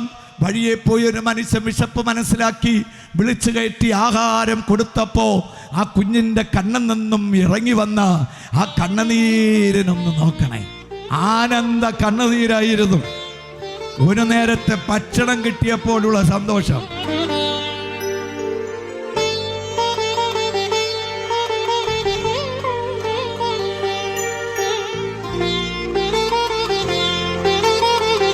എന്താണ് ഇത് വിളിച്ചു പറയുന്നത്? ഇതുപോലെ ധാരാളം ആളുകൾ ലോകത്തിൽ ഭക്ഷണമില്ലാതെ വലയുകയാണ്. പട്ടിണി പാവങ്ങൾ പെരുകുന്നു. കഴിക്കാൻ ആഹാരമില്ല. ഇന്ത്യയിൽ തന്നെ 30 കോടിയോളം ആളുകൾ ഇന്നും ആമേ ശരിക്കും 3 നേരം കൃത്യമായി ഭക്ഷണം കിട്ടാതെ കഴിയുന്നതായിട്ടൊക്കെ ആമേ സ്തോത്രം ചില റിപ്പോർട്ടുകൾ ആമേ പറയുന്നതായി കേൾക്കാനിടയായി. എന്താ കാര്യം? ലോകം മുഴുവനും ജനം പെരുകുകയാൽ ആമേ ഭക്ഷ്യവസ്തുക്കൾ കുറയുന്നു, കഴിക്കാൻ ഭക്ഷണമില്ലാതെയായി മാറുന്നു. ആമേ എത്യോപ്യ, സോമാലിയ, ഹെയ്റ്റി തുടങ്ങിയ ആഫ്രിക്കൻ രാജ്യങ്ങൾ ഇന്ന് പട്ടിണിയുടെ രാജ്യങ്ങളായി മാറി. ഹെയ്റ്റിയിൽ ആമേ ഒരു കൂട്ടർ കഴിക്കാൻ ആഹാരം ഇല്ലാതെ പച്ച മണ്ണ് ആമേ കുഴച്ച് കഴിക്കുന്നു എന്നാണ് ചില റിപ്പോർട്ടുകൾ പറയുന്നത്. ആഹാരമില്ല, വിശന്നിട്ട് ആമേ ആറ്റിലെ വെള്ളമൊക്കെ വറ്റി ആമേ അത്യുഷ്ണം നിമിത്തം പ്രയാസം അനുഭവിക്കുമ്പോൾ ആറ്റിൽ നിന്നും കൊണ്ടുവന്ന മണ്ണിനെ ശുദ്ധീകരിച്ച് മൈദ പോലെ അതിനെ പൊടിച്ച് വെള്ളം ചേർത്ത് ദോശ പോലെ കലക്കി സൂര്യൻ്റെ ചൂടിൽ ദോശ പോലെ ഒഴിച്ചു വെച്ച് ഉണങ്ങിക്കഴിയുമ്പോൾ അതിനെ എടുത്ത് ബ്രെഡ് പോലെ കഴിക്കുകയാണ്. വിശപ്പ് സഹിക്കാൻ വയ്യാതെ പട്ടിണി പാവങ്ങൾ ആഹാരത്തിന് വേണ്ടി. दो वक्त की रोटी के मायने ही कुछ और है। ये पूरा गांव रोटी तो खाता है, लेकिन वो आटे से नहीं बल्कि मिट्टी से बनी होती है। മനുഷ്യൻ മണ്ണ് തിന്നുന്നൊരവസ്ഥയിലേക്ക് അന്ത്യകാലം മാറിക്കൊണ്ടിരിക്കുകയാണ്. ബൈബിൾ പറഞ്ഞു അവസാന കാലത്ത് ക്ഷാമങ്ങൾ ഉണ്ടാകും. പട്ടിണി കൊണ്ട് മനുഷ്യൻ വലയും, ആഹാരത്തിന് വേണ്ടി വിഷമിക്കുന്നൊരു കാലം വരും. നോഗയുടെ കാലം പോലെ ഈ കാലം മറക്കല്ലേ, ജനം വർദ്ധിക്കുന്നു. 2 ആമേ ഉൽപ്പത്തി പുസ്തകം 6-ാം അധ്യായം 3-ാമത്തെ വാക്യം ബൈബിൾ ഇങ്ങനെ പറഞ്ഞു, വായിച്ചു കേൾക്കാം. അപ്പോൾ യഹോവ മനുഷ്യനിൽ എൻ്റെ ആത്മാവ് സദാകാലം വാദിച്ചു കൊണ്ടിരിക്കുകയില്ല. അവൻ ജഡം തന്നെയല്ലോ, എങ്കിലും അവന്റെ കാലം 120 സംവത്സരമാകുമെന്ന് അരുളി. നോഗയുടെ കാലത്തിന്റെ 2ാമത്തെ പ്രത്യേകത, ദൈവം മനുഷ്യന്റെ ആയുസ്സിനെ വെട്ടിക്കുറച്ചു. മ്ലേച്ഛതയും പാവവും അധർമ്മവും അക്രമവും ദൈവവചനത്തിന് വിരുദ്ധമായ സകല ദുഷ്ടതകളും പെരുകിയപ്പോൾ യഹോവയായ ദൈവം മനുഷ്യന്റെ ആയുസ്സിനെ വെട്ടിക്കുറച്ചു. അന്ന് വരെ ലോകത്തിൽ ജീവിച്ച വ്യക്തികളുടെ പ്രായം എന്നാന്ന് നോക്കണം. മെതുശല 969 വർഷം, അഥവാ 3,53,685 ദിവസം ജീവിച്ച് റെക്കോർഡെടുത്ത പുള്ളിയാണ് മെതുശല. ഇന്നുണ്ടായിരുന്നെങ്കിൽ ഗിന്നസ് റെക്കോർഡ് കിട്ടിയേനെ. എന്നാൽ ഏനോസ് കേട്ടിട്ടില്ലേ? 905 വർഷം. നോഗ 600 വർഷം കഴിഞ്ഞു ജീവിച്ചു. എന്നാൽ ഈ പറയുന്ന നോഗയുടെ കാലത്ത് മനുഷ്യായുസിനെ ദൈവം വെട്ടിക്കുറച്ചു. 120 വർഷം, 43,800 ദിവസമാണ്. വീണ്ടും ദൈവം കാത്തിരുന്ന് മനുഷ്യൻ പാപം ചെയ്ത് നിർത്തുന്നില്ല. ദാവീദിന്റെ കാലം വന്നു. ദൈവം പറഞ്ഞു, ഇനി മനുഷ്യായുസ് 70 ഏറെയായാൽ 80. 70 25,550 ദിവസമാണ്. 80 എന്ന് പറയുമ്പോൾ 29,200 ദിവസങ്ങൾ മാത്രമാണ്. എങ്കിൽ ഇപ്പോൾ എത്ര ദിവസം നാം ഓരോരുത്തർക്കും തീർന്നിരിക്കുന്നെന്ന് ബൈബിൾ അനുസരിച്ചൊന്ന് കൂട്ടി നോക്കിയാൽ അനേകരുടെ തല നോക്കുമ്പോൾ പകുതി ദിവസം തീർന്നതുപോലെയാണ് തോന്നുന്നത്. ഒരു സ്തോത്രം ചെയ്യാമോ? ഹല്ലേലൂയ, ആമേൻ, സ്തോത്രം. അതുകൊണ്ട് ആ സങ്കീർത്തനക്കാരൻ പറഞ്ഞത്, എൻ്റെ നാളുകളെ എണ്ണാനുള്ള ആമേൻ ജ്ഞാനം നീ തരണമേ കർത്താവേ. Price the Lord. ഇന്നത്തെ കണക്കനുസരിച്ച് മാക്സിമം പോയാൽ ഒരു സ്ത്രീക്ക് 59 വർഷമാണ്. ആമേൻ, പുരുഷന് 69 വർഷമാണ് മാക്സിമം ആയുസ്. ഇത് കഴിഞ്ഞ ആരേലും കൂട്ടത്തുണ്ടെങ്കിൽ വാതോരാതെ സ്തോത്രം പറഞ്ഞുകൊണ്ടിരിക്കണം. ഇതിൻ്റെ പേരാണ് കൃപ. ഒരു ഹല്ലേലൂയ പറയാമോ? 120 രാജ്യങ്ങളെ സുവിശേഷം കൊണ്ട് ഇളക്കിയ 20 കോടി ജനത്തെ സുവിശേഷത്തിന് വേണ്ടി ആമേൻ വേർതിരിച്ച ദൈവം ഉപയോഗിച്ച ശക്തനായ ഡോക്ടർ ബില്ലി ഗ്രഹാം 99-ാമത്തെ വയസ്സിലാണ് ദൈവസന്നിധി ചേർക്കപ്പെട്ടത്. ഇന്നലയ്ക്ക് മുമ്പേ മിനങ്ങാന്ന് തമിഴ്നാട്ടിലെ ദിനത്തന്തി ആമേൻ സ്തോത്രം ഓൺലൈൻ യൂട്യൂബ് ചാനലിൽ ഒരു ന്യൂസ് ഞാൻ കേൾക്കാനിടയായി. 105 വയസ്സായ ഒരു അമ്മച്ചി മധുരയ്ക്കടുത്തൊരു ഗ്രാമത്തിൽ മരിച്ചുപോയി. അമ്മച്ചിയെ ശവാടക്കം ചെയ്യാൻ എല്ലാവരും കൂടി കർമ്മങ്ങൾ നടത്തിക്കൊണ്ടിരിക്കുമ്പോൾ അമ്മച്ചി പെട്ടെന്ന് എണീറ്റിരുന്ന് ചോദിച്ചു, എനിക്കൊരു ഗ്ലാസ് തേയില തരാമോ? ഒരു സ്തോത്രം ചെയ്യാം.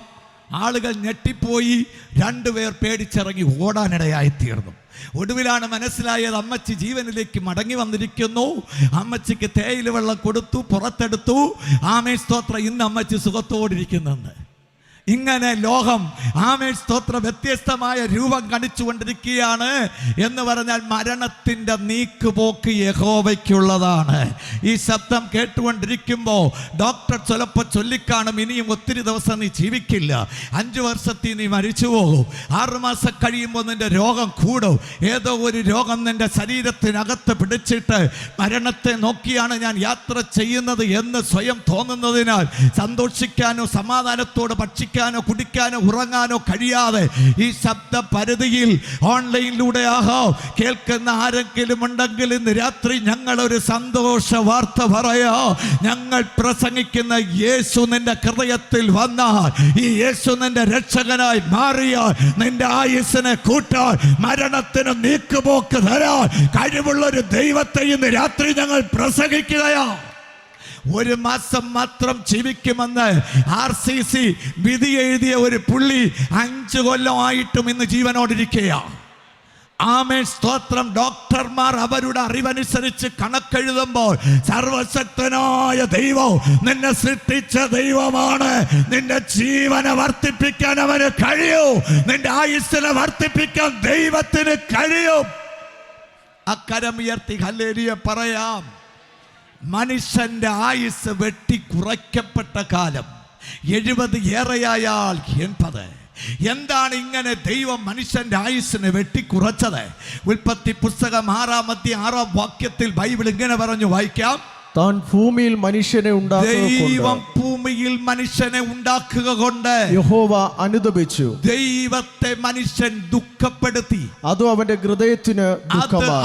ഹൃദയത്തിന് ദുഃഖമായി. ഇന്ന് രാത്രിയിൽ സ്നേഹിത, ഉണ്ണാൻ ആഹാരവും കിടക്കാൻ കിടപ്പിടവും, ആമേ ശ്വസിക്കാൻ ഓക്സിജനും, ആമ എല്ലാം തന്ന് നടത്തുന്ന മഹാദൈവത്തെ നീ സന്തോഷിപ്പിക്കുന്ന വ്യക്തിയാണോ, ദുഃഖിപ്പിക്കുന്ന വ്യക്തിയാണോ? ഇന്ന് രാത്രി നിന്റെ നെഞ്ചത്ത് വെച്ചൊരു ചോദ്യം ചോദിക്കണോ. ഒരു കാശ് പോലും മുടക്കാതെ ആമേ സ്തോത്രം ശ്വസിക്കാൻ നിനക്ക് ഓക്സിജൻ തരുന്നില്ലേ?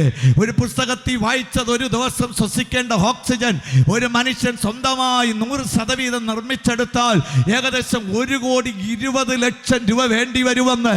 ആമേ ഒരു പ്രാവശ്യം നമ്മുടെ കിഡ്നി ആമേ സ്തോത്രം ഡയാലിസിസ് ചെയ്യുമ്പോൾ എന്തുമാത്രം രൂപ വേണമെന്ന് നമുക്കറിയാം. എന്നാൽ ഇന്ന് രാത്രി ഒരു കാശ് പോലും ചെലവാക്കാതെ നിന്റെ ശരീരത്തിലെ സകല അവയവങ്ങളെ ഫങ്ഷൻ ചെയ്യിപ്പിക്കുന്ന ആ സർവശക്തനായ ദൈവത്തെ നോക്കി ദൈവമേ സ്തോത്രം എന്ന് പറയാൻ മനസ്സിൽ തന്റെ ഇടമുള്ളവർ അക്കരം അടിച്ചൊന്ന് ദൈവത്തിന് സ്തോത്രം പറ. വചനം പറയുന്നു, ആമേ ദൈവം നല്ലവനെന്ന് രുചിച്ചറിയുവേൻ. ഹല്ലേലൂയ. നോഗയുടെ കാലത്തെ 3-ാമത്തെ പ്രത്യേകത 2 പത്രോസ് 2-ാം അധ്യായം 5-ാം വാക്യം വായിച്ചു കേൾക്കാം. ഭക്തികെട്ട കാലം പുരാതന ലോകത്തെയും ആദരിക്കാതെ ഭക്തികെട്ടവരുടെ ലോകത്തിൽ ജലപ്രളയം വരുത്തിയപ്പോൾ പത്രോസ് നോഗയുടെ കാലത്തെ വിവേചിച്ചത് ഇങ്ങനെയാണ്. ആമേ ഭക്തികെട്ടവരുടെ ലോകം എന്ന് പറഞ്ഞാൽ ഭക്തിയില്ലാത്ത കാലം. നോഗയുടെ കാലം ഭക്തികെട്ട കാലമാണ്, ദൈവഭക്തിയില്ല. നമ്മുടെ നാടും ഇന്ന് അങ്ങനെ തന്നെയല്ലേ? ഒരു കാലത്ത് ഭക്തരായ കുറെ ആളുകൾ നമ്മുടെ നാട്ടിലുണ്ടായിരുന്നു. യേശുവിൽ വിശ്വസിച്ചതിനാൽ അപ്പനെ മക്കൾ വീട് വിട്ട് അടിച്ചിറക്കി. സന്തോഷത്തോടൊന്നും പറയാതെ അപ്പൻ വീട്ടുവരാന്ത ആമെ കടവരാന്തയിൽ പോയിരുന്ന് ബൈബിള് വായിച്ച് കർത്താവിന് സ്തോത്രം പറഞ്ഞൊരു കാലം ഉണ്ടായിരുന്നു. ഹല്ലേലൂയ. ആമേൻ. ദേശത്തിൽ മഴയുണ്ടാക്കിയേച്ച് ജലപ്രളയമായി തീർന്നപ്പോൾ ഫിലിപ്പൈൻസിൽ പള്ളിക്കകത്ത് വെള്ളം കയറി. സഭയ്ക്കകത്ത് വെള്ളം കയറി. അവിടുത്തെ വിശ്വാസികൾ ദൈവമേ എന്തേ ഞങ്ങളുടെ ചർച്ചിനെ കാക്കാത്തേന്ന് ചോദിച്ചില്ല. വെള്ളം കയറിയിട്ടും ജീവനോടെ ഞങ്ങളെ വച്ചിരിക്കുന്നല്ലോ, അതിന് നന്ദി എന്ന് പറഞ്ഞ് ആ വെള്ളത്തിൽ നിന്നുകൊണ്ട് അവർ ദൈവത്തെ ആരാധിച്ചു. ഇതാണ് ഭക്തന്റെ ലക്ഷണം. ദൈവത്തോട് ചോദ്യം ചോദിക്കില്ല, മുറുമുറുക്കില്ല. ദൈവം ചെയ്യുന്നതെല്ലാം നന്മയ്ക്കെന്നവൻ വിശ്വസിക്കുന്നു. അതുകൊണ്ട് തന്നെ അവർ ഒന്നും നോക്കിയില്ല. വെള്ളത്തിനകത്ത് നിന്നുകൊണ്ട് അവർ കരമടിച്ച് ദൈവത്തെ സ്തുതിക്കുവാനിടയായി. ഭക്തന്മാരുള്ളൊരു കാലം ഉണ്ടായിരുന്നു. ഹല്ലേലൂയ, ആമേൻ, സ്തോത്രം. ഭക്തന്മാർക്കുള്ള പ്രത്യേകത എന്നെന്നറിയണ്ടേ? സദൃശവാക്യം 14:27 ഇങ്ങനെ പറയുന്നു, വായിക്കാം. യഹോവ ഭക്തി, ആ ദൈവഭക്തി ജീവന്റെ ഉറവാകുന്നു. ഇത് ജീവന്റെ ഉറവാകുന്നു. അതിനാൽ മരണത്തിന്റെ കണികൾ ഒഴിഞ്ഞു പോകും. മരണത്തിന്റെ കണികൾ ഇന്ന് രാത്രിയിൽ നിന്റെ കഴുത്തിൽ പിണഞ്ഞു കിടക്കുന്നെങ്കിൽ, നിന്റെ ഉദരത്തിൽ മരണത്തിന്റെ കണിയിരിക്കുന്നെങ്കിൽ, നിന്റെ തലച്ചോറിനകത്ത് മരണത്തിന്റെ കണി കയറിയെങ്കിൽ, ആമേൻ, നിന്റെ ഞരമ്പുകളുടെ അകത്ത്, രക്തത്തിനകത്ത്, നിന്റെ ആന്തരിക അവയവങ്ങളുടെ അകത്ത്, ആമേൻ, സ്തോത്രം, മരണത്തിന്റെ കണിയിരിക്കുന്നെന്ന് കണ്ടുപിടിച്ചിരിക്കുന്നെങ്കിൽ, ഇന്ന് രാത്രി നീ ദൈവത്തെ ഭയപ്പെടുന്ന ദൈവഭക്തിയുള്ള ഒരു വ്യക്തിയായി മാറാൻ തീരുമാനിച്ചാൽ, നിന്നെ ഉണ്ടാക്കിയ സർവശക്തനെ ഇന്ന് രാത്രി സേവിക്കാൻ മനസ്സുകൊണ്ട് നീ തീരുമാനമെടുത്താൽ, ബൈബിൾ പറയുന്നു നിന്റെ ആയുസ്സിനെ ദൈവം കൂട്ടിത്തരും, നീ മരിക്കില്ല. ഹല്ലേലൂയ, തീർന്നില്ല. അതേ പുസ്തകത്തിൽ തന്നെ 10:27 വായിച്ചു കേൾക്കാം. യഹോവ ഭക്തി ആയുസ്സിനെ ദീർഘമാക്കുന്നു. ദുഷ്ടന്മാരുടെ സംവത്സരങ്ങളോ, എന്നാൽ ദുഷ്ടന്മാരുടെ ആയുസ്സോ കുറഞ്ഞു പോകും. നീ ദൈവഭക്തിയുള്ള വ്യക്തിയാണോ? ഞായറാഴ്ച എന്നൊരു ദിവസം വന്നാൽ ആമേൻ ചിലർക്കൊരു വിഭ്രാന്തിയാണ്. അയ്യോ, ചർച്ചിൽ പോകണം, ആരാധനയ്ക്ക് പോകണോ, ആമേ അന്ന് സ്വർണ്ണ ബിസ്ക്കറ്റ് കൊടുക്കാന്ന് പറഞ്ഞാലും ജോലിക്ക് പോകാത്ത കുറെ ആളുകളുണ്ട്. ഒരു സ്തോത്രം ചെയ്യാമോ? ആമേ, എൻ്റെ പരിചയത്തിൽ ഒരു സഹോദരനുണ്ട്, അദ്ദേഹം ആശാരിയാണ്. ആമേ, ഞായറാഴ്ച ദിവസമാണ് വല്ലവും പുള്ളിക്ക് കാശ് കിട്ടുന്നത്. ഒരു സ്തോത്രം ചെയ്യാം. പുള്ളി പറഞ്ഞു, പാസ്റ്റേ, അന്നാണ് ഏതെങ്കിലും ഒരു വീട്ടിൽ കതവിൽ കൊണ്ടിടാനോ ഇല്ലെങ്കിൽ പിന്നെ എന്തെങ്കിലും കൊച്ചു കൊച്ചു കാര്യത്തിന് വിളിക്കുന്നത്, പോയി ഒരു 10 മിനിറ്റ് കഴിയുമ്പോൾ ഒരു 200 രൂപ കിട്ടും. ആമേ, ഒറ്റ ഞായറാഴ്ച കൊണ്ട് ആമേ ഒരു 10-12 വീട്ടിൽ പണി ചെയ്ത് കഴിയുമ്പോൾ ഒരു 2-3000 രൂപ കൈ കിട്ടും.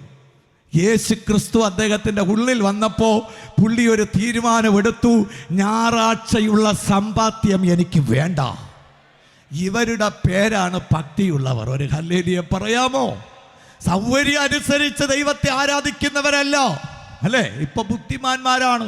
ഞായറാഴ്ച ആരാധന മുടക്കിയെന്ന് വേണ്ട, 6 മണിക്കേ പോകും ആരാധനയ്ക്ക്, 7:30 തീരും, ജോലിക്കും പോകാം. ഒരു സ്തോത്രം ചെയ്യാമോ? അങ്ങനെയുള്ള ബുദ്ധിജീവികൾ കൂടി, ആമേൻ, ബുദ്ധിജീവികളായ പാസ്റ്റർമാരും കൂടി. പ്രൈസ് ദി ലോർഡ്, 7:30 എല്ലാം തീരും.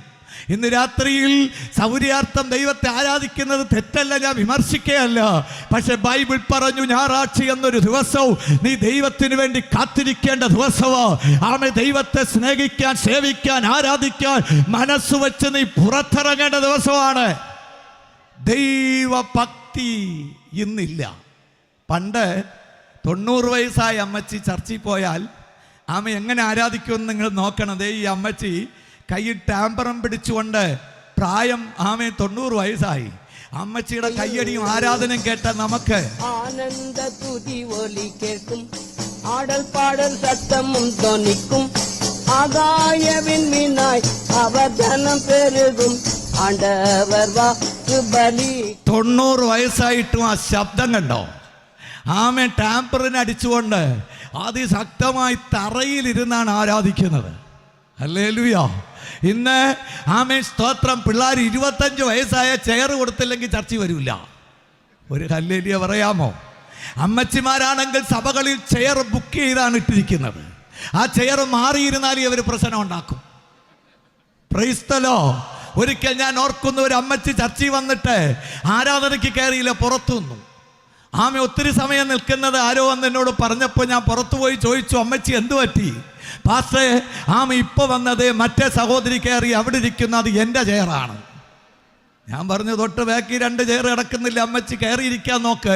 അത് പറ്റത്തില്ല, ഞാൻ ഇവിടെ വന്നത് മുതലേ ഞാൻ ആ ചെയറിലാണ് ഇരിക്കുന്നത് എന്ന് പറഞ്ഞ് അടങ്കലും ഉടമ്പടിയും തമ്പുരാൻ എഴുതി കൊടുത്തിരിക്കുന്നുണ്ട്. ഒരു സ്തോത്രം ചെയ്യാം. ഇങ്ങനെയുള്ളവരെ ആമേൻ നടത്താൻ ദൈവം പാസ്റ്റർമാർക്ക് തന്നിരിക്കുന്ന കൃപയ്ക്കായി സ്തോത്രം ചെയ്യുക. ആമേൻ. നോക്കണേ, 90 വയസ്സായി എത്ര ശക്തമായി നിലത്തിരുന്ന് ആരാധിക്കുന്നെന്ന് നോക്കണം. ഭക്തിയുള്ള ആളുകൾ, ദൈവത്തോട് സ്നേഹമുള്ള ആളുകൾ. ആമേൻ സ്തോത്രം. ഒരു കാലത്തുണ്ടായിരുന്നു. അവർക്ക് രോഗമില്ല, അവർക്ക് പ്രയാസങ്ങളില്ല, അവർക്ക് മറ്റ് പല കാര്യങ്ങളുമില്ല. അവർ ആരാധിച്ച് സകലത്തെയും ജയിച്ചു. ഇന്ന് രാത്രിയിൽ നീ ദൈവത്തിൽ ഭക്തിയുള്ള വ്യക്തിയാണോ? നിന്നെ അനുഗ്രഹിക്കാൻ ദൈവത്തിന് കഴിയും. യേശു കർത്താവ് പറഞ്ഞത്, ഒരു കന്യ എന്നെ അനുഗമിക്കാൻ ഇച്ഛിച്ചാൽ തൻ്റെ കുരിശും എടുത്തുകൊണ്ട് എന്നെ അനുഗമിക്കട്ടെ. ഭക്തൻ്റെ പ്രത്യേകത കുരിശും കൊണ്ടാണ് യേശുവിൻ്റെ പുറകെ പോകുന്നത്. ഇപ്പോഴത്തെ ഭക്തന്മാരുടെ പ്രത്യേകത കുരിശുണ്ട്, കുരിശ് വലുതും ആമേൻ സ്തോത്രം നല്ല ആമേൻ നീളമൊക്കെ ഉള്ളത് തന്നെയാണ്. പക്ഷേ ബുദ്ധിജീവികളാണ്. കുരിശിൻ്റെ ചോട്ടിൽ ഇവരൊരു ബീല് സെറ്റ് ചെയ്ത് വെച്ചു പോകും. ഹല്ലേലൂയ. കുരിശ് ചുമക്കുന്നതിൽ ഒരു മടിയുമില്ല, എല്ലാവരും തയ്യാറാണ്. പക്ഷെ ബീലും കൂടെയുണ്ട്. അപ്പോൾ ചുമക്കണ്ട, വലിച്ചിഴച്ചങ്ങ് കൊണ്ടുപോയാൽ മതി. ഈ നിലവാരത്തിലേക്ക് ഇന്നത്തെ ഭക്തി കുറഞ്ഞു. മനസ്സിലാകുന്നവർക്കായി ഞാൻ സ്തോത്രം ചെയ്യുകയാണ്. ഉൽപ്പത്തി പുസ്തകം 20-ാം അധ്യായം 1-11 വാക്യങ്ങൾ വായിക്കുമ്പോൾ ബൈബിൾ ഇങ്ങനെ പറഞ്ഞു, വായിച്ചു കേൾക്കാം. അനന്തരം അബ്രഹാം അവിടെ നിന്ന് തെക്കേ ദേശത്തേക്ക് യാത്ര പുറപ്പെട്ടു. കാദേശു നിന്ന് സൂര്യന് മധ്യേ കൂടിയിരുന്ന ഗോരാരിൽ പരദേശിയായി പാർത്തു. മതി. അബ്രഹാമിനോട് ദൈവം പറഞ്ഞു, ഞാൻ കാണിപ്പാനിരിക്കുന്ന ദേശത്തേക്ക് പുറപ്പെടാൻ പറഞ്ഞു. പല സ്ഥലത്തും സഞ്ചരിച്ചു. ഒടുവിൽ ഗേരാരിൽ വന്നു. 11-ാം വാക്യം വായിക്കാം. ഈ സ്ഥലത്ത് ദൈവഭയമില്ല നിശ്ചയം. രാത്രിയിൽ മതി. Thank you. ബൈബിൾ പറയുന്നു, അബ്രഹാം ആ സ്ഥലത്ത് പോയപ്പോഴാ മനസ്സിലായത് ഗേരാരിൽ ദൈവഭയമില്ല. ആമേ. അബ്രഹാം പറയുകയാണ്, ഈ സ്ഥലത്ത് ദൈവഭയമില്ല നിശ്ചയം. ഇന്നത്തെ സമൂഹത്തിലേക്ക് നമ്മൾ കണ്ണോടിച്ചാൽ ഇത് തന്നെയല്ലേ നമ്മൾ കാണുന്നത്? ദൈവഭയം ഇന്ന് മനുഷ്യർക്കുണ്ടോ? ഇല്ല. കള്ളും കഞ്ചാവും ആമേ പാൻപരാഗും ആമേ മദ്യവും എന്തൊക്കെയാണ് ഇപ്പോഴത്തെ ആളുകൾ. ദൈവഭക്തിയുടെ അംശം പോലും ഇല്ലാതെ ആമേ എന്തും ചെയ്യാൻ മനുഷ്യൻ ഈ കാലഘട്ടത്തിൽ തുണിഞ്ഞിറങ്ങിയിരിക്കുകയാണ്. ശംഭു, ഗണേശ്, പാൻപരാഗ്, പാൻ മസാല, കുട്ക, MDMA തുടങ്ങി പല സാധനങ്ങൾ വാങ്ങി ചുണ്ടിനടിക്കിടുന്നു. ആമേ സ്തോത്രം. കവിളിനകത്ത് വയ്ക്കുന്നു. ഇപ്പൊ കടകളിലൊക്കെ പോയാൽ പണ്ട് അച്ചാറും സ്വീറ്റ് മുട്ടാസുകളും തൂക്കിയിട്ടതുപോലെയാണ് ഈ സാധനങ്ങൾ തൂക്കിയിട്ടിരിക്കുന്നത്. ആമേ. ഇത് വാങ്ങുന്നു, പൊട്ടിക്കുന്നു. കിണറ് കുഴികുത്തുന്ന അപ്പച്ചന് ഈ സാധനം ചുണ്ടി വച്ചാലേ പിക്കാസ് പൊക്കാൻ പറ്റുള്ളൂ എന്ന്. ആമേ. വണ്ടി ഓടിക്കുന്ന ഡ്രൈവറും പറയുന്നു, ഈ സാധനം വേണം എങ്കിലേ സ്റ്റിയറിംഗ് പിടിക്കാൻ പറ്റുള്ളൂ. ചുണ്ടിതുപോലെ വലിച്ചുയർത്തി അതിനകത്തേക്ക് ഈ സാധനം ഞരടി കയറ്റി വയ്ക്കുകയാണ്. സ്നേഹിത, ഇന്ന് രാത്രി നീ അറിയണം, നിന്റെ ശരീരം ബൈബിൾ പറയുന്നു. 1 കൊരിന്ത്യർ 3-ാം അധ്യായം 16-ാമത്തെ വാക്യം, നിങ്ങൾ ദൈവത്തിന്റെ മന്ദിരം. ഈ ശബ്ദം കേൾക്കുന്ന താങ്കൾ ഒരുപക്ഷെ ചിന്തിക്കുന്ന ആകാം, എന്നെ ആർക്കും വേണ്ട, ആർക്കും ഇഷ്ടമില്ല, കുടുംബക്കാർക്ക് ഇഷ്ടമില്ല, കൂടപ്പറപ്പുകൾക്ക് ഇഷ്ടമില്ല, നാട്ടുകാർക്ക് ഇഷ്ടമില്ല. ഇന്ന് രാത്രി ഞാൻ പറയട്ടെ, നിന്നെ സ്നേഹിക്കുന്ന ഒരു പരമ ദൈവമുണ്ട്. ആ ദൈവം പറയുന്നു, നിങ്ങൾ ദൈവത്തിന്റെ മന്ദിരമെന്നും ദൈവത്തിന്റെ ആത്മാവ് നിങ്ങൾ വസിക്കുന്നു എന്നും ദൈവത്തിന്റെ ആത്മാവ് നിങ്ങളിൽ വസിക്കുന്നു എന്നും അറിയുന്നില്ലയോ? സ്നേഹിത, നിന്റെ ശരീരം ദൈവത്തിന്റെ ആലയമാണ്. ഇത് ദൈവം വസിക്കുന്ന സ്ഥലമാണ്. നീ എന്ന വ്യക്തിക്ക് ഭൂമിയിൽ 70 80 വർഷം ജീവിക്കാൻ ദൈവം അനുവദിച്ച കൂടാരമാണ്, ഭവനമാണ് ഈ ശരീരം. ചിലർക്കത് കറുത്തതും, വേറെ ചിലർക്ക് ചുമത്തതും, മറ്റു ചിലർക്ക് മഞ്ഞൾ നിറവും, ആമേ വേറെ ചിലർക്ക് ഇരുണ്ട നിറവും. ഏതുമായിക്കൊള്ളട്ടെ, നീ ഹൈറ്റ് കുറഞ്ഞ ആളാകാം, കൂടിയ ആളാകാം, ഡിസൈൻ ചെയ്ത മഹാദൈവം ഈ കൂടാരത്തിനകത്ത് വസിക്കാൻ നിന്നെ ദൈവം സൃഷ്ടിച്ചിരിക്കുക. അതുകൊണ്ട് ബൈബിൾ പറയുന്നു, ദൈവം വസിക്കുന്ന നിന്റെ ശരീരമായ കൂടാരത്തെ നീ നശിപ്പിക്കാൻ പാടില്ല. ഇനി നശിപ്പിച്ചാൽ എന്ത് ചെയ്യും? 17-ാം വാക്യം വായിക്കാം. ദൈവത്തിന്റെ മന്ദിരം നശിപ്പിക്കുന്നവനെ, ദൈവത്തിന്റെ മന്ദിരം, ഈ കൂടാരമായ ശരീരത്തെ ആരെങ്കിലും ഒരാൾ മനഃപൂർവമായി നശിപ്പിച്ചാൽ നശിപ്പിക്കുന്നവനെ ദൈവം നശിപ്പിക്കും. ദൈവം നശിപ്പിക്കും ദൈവത്തിന്റെ മന്ദിരം. കാരണം ദൈവത്തിന്റെ മന്ദിരം വിശുദ്ധമല്ലോ. ഇന്ന് രാത്രി സ്നേഹിത, നിന്റെ ശരീരം പവിത്രമായിരിക്കണം. വിശുദ്ധമായിരിക്കണം. കുളിച്ചും നനച്ചും അലക്കിയും ഈ ശരീരത്തെ നീ പവിത്രമായി കാക്കുന്നത് പോലെ ഈ ശരീരത്തിൽ യാതൊരു മാലിന്യവും അശുദ്ധവും കറയും ദുർനടപ്പും പാപവും കയറാതെ നീ സൂക്ഷിക്കണം. ഹല്ലേലൂയ. ശംഭുവും ഗണേശും മാത്രമല്ല, ഇപ്പോൾ ഈ ശരീരത്തിൽ നോക്കണേ, പുക ഇങ്ങനെ പൊങ്ങിക്കൊണ്ടേ ഇരിക്കുകയാണ്. പുകവലി, സിഗരറ്റ്, ബീഡി, കഞ്ചാവ്, ചുരുട്ട്. ദാഹണ്ടോ ചിലരുടെ മൂക്കിനെയൊക്കെ നോക്കിയാൽ കശുവണ്ടി ഫാക്ടറിയുടെ ചിമ്മിണിയാണോ എന്ന് തോന്നിപ്പോകും. അതുപോലെയാണ് പുക വമിക്കുന്നത്. ദിവസം 40ഉം 48ഉം സിഗരറ്റൊക്കെ വലിക്കുന്ന ആളുകൾ നമ്മുടെ നാട്ടിലുണ്ട് പോലും. സ്നേഹിത, ഇതെത്ര ബുദ്ധിമുട്ടുണ്ടാക്കുന്ന വിഷയം എന്നറിയണേ. ചിലരുടെ മുഖം പോലും കാണാനില്ല. വടക്കേ ഇന്ത്യയിലൊക്കെ പോയാൽ ഈ കുറ്റി പോലെ ഒരു സാധനം വെച്ചാണ് വരി. ഇതിൻ്റെ പേര് കൂക്കാന്നാണ്. പെട്ടെന്ന് തീരില്ല. പുകയില ഇത് നിറച്ചിട്ട് കത്തിച്ചിട്ട് ഇതുപോലെ വിരൽച്ചുണ്ടിൽ വെച്ച് അപ്പച്ചന്മാർ നിരനിരയായിരുന്ന് ഐക്യതയോടെ വലിച്ചുകൊണ്ടിരിക്കും. പഴയ കഥയൊക്കെ പറഞ്ഞ് ഇതിങ്ങനെ വലിച്ചുകൊണ്ടേ ഇരിക്കും. ഒരിക്കലും തീരില്ല. തീരുമ്പം രണ്ടും ഒരുമിച്ചങ്ങ് തീരും. ഒരു സ്തോത്രം ചെയ്യാം. ഇങ്ങനെ പുകവലിക്കുകയാണ്. ശാസ്ത്രം പറയുന്ന നിക്കോട്ടിൻ എന്ന വിഷം ഈ പുകയിലയിൽ നിന്നും പുകയിലൂടെ അന്നനാളത്തെ, ശ്വാസകോശത്തെ, ആന്തരിക അവയവങ്ങളെ അഫക്റ്റ് ചെയ്യുന്നു. സ്ഥിരമായി പുകവലിക്കുന്നവനെ ക്യാൻസർ എന്ന മാരകമായ രോഗം പിടിക്കുകയാണ് ചെയ്യുന്നത്. ചുണ്ടുപൊത്തും കവിളുപൊത്തും സ്തോത്രം, തൊണ്ടയിൽ കിളിർത്തയുണ്ടായൊക്കെ ആളുകളെ കണ്ടിട്ടില്ലേ RCCയിൽ കിടക്കുന്നത്? ഈ ഓരോ പ്രാവശ്യം പുകവലിക്കുമ്പോൾ അവൻ്റെ ശ്വാസകോശത്തിൻ്റെ ആരോഗ്യം കുറയുകയാണ്. നല്ല ചുമന്ന നിറത്തിലുള്ള തുടിപ്പുള്ള ആ ശ്വാസകോശം ഈ നിക്കോട്ടിൻ എന്ന വിഷം ചെന്ന് കയറുന്നതോടുകൂടെ അത് സ്തോത്രം ബൾജ് ചെയ്യാൻ പറ്റാതെ, അത് ഓക്സിജൻ പ്രൊഡ്യൂസ് ചെയ്യാൻ പറ്റാതെ, അത് അവസാനം കറുത്ത് ഒരു വല്ലാത്ത അവസ്ഥയിലേക്ക് എത്തിച്ചേർന്ന് ഒടുവിൽ ലങ് ക്യാൻസർ, ട്യൂബർക്ലോസിസ്, TB എന്ന് പറയുന്ന രോഗങ്ങൾ കടുമയായി അടുപ്പത്തിലിരിക്കുന്ന കരിക്കട്ട പോലെ, കരിക്കലം പോലെ ലങ്സ് മാറുന്നു. അതുകൊണ്ട് പുകവലി പാടില്ല. ഈ ശബ്ദം കേൾക്കുന്ന സ്നേഹിത, പന്തലിൽ വരാത്തത് കൊണ്ട് വേറെ ആരോടോ പറയുന്നു എന്ന് ചിന്തിക്കല്ലേ. നിന്നോടാണെന്ന് രാത്രി ദൈവം പറയുന്നത്. നീ എവിടെ നിന്ന് കേട്ടാലും നിന്നോട്, നിന്നെ സ്നേഹിക്കുന്ന മഹാദൈവം പറയുന്നു, നിന്റെ ശരീരം ദൈവത്തിന്റെ മന്ദിരമാ. അത് മാരകമായ ക്യാൻസർ കയറേണ്ട ശരീരമല്ല. ആലയത്തെ നീ നശിപ്പിക്കരുത്. പുകവലി നിർത്തണം. ശംഭുവും ഗണേശും പാൻപരാഗം നിർത്തണം. ഇവ നിന്റെ ശരീരത്തിനും ആരോഗ്യത്തിനും കേടുണ്ടാക്കും. മനുഷ്യൻ ദൈവത്തിന്റെ മന്ദിരമായ ശരീരത്തെ നശിപ്പിക്കുന്ന മൂന്നാമത്തെ സംവിധാനമാണ് മദ്യം. കുടിക്കുക, അല്ലേ? കുടിച്ചിട്ട് പല സഹോദരങ്ങളും കാണിക്കുന്ന അവരുടെ സ്തോത്രം പ്രവൃത്തിയൊക്കെ കാണുമ്പോൾ ചിരിയും വരും, മറുഭാഗത്ത് സങ്കടവും വരും. കുടിച്ചിട്ടവർ നടക്കുന്ന രീതി തന്നെ കണ്ടാൽ ഒരു ബാലൻസ് കിട്ടാത്ത രീതിയിലുള്ള ഒരു നടപ്പാണ്. ഏത് സമയത്തും നിലത്ത് പതിക്കാം. നല്ല ആരോഗ്യമുള്ള, ബലമുള്ള, സുഖമുള്ള മനുഷ്യർ, നല്ല പ്രിസ്റ്റേജ് ഉള്ളവർ, വിദ്യാഭ്യാസമുള്ളവർ മദ്യപിച്ച് കഴിയുമ്പോൾ അവരുടെ അവസ്ഥ കണ്ടാൽ വളരെ സങ്കടം തോന്നും. പല മദ്യം സ്തോത്രം കുടിക്കുന്ന സഹോദരന്മാരും ചേറിലിരിക്കാൻ പറഞ്ഞാൽ അവർ ഇങ്ങനെയായിരിക്കും ഇരിക്കുക.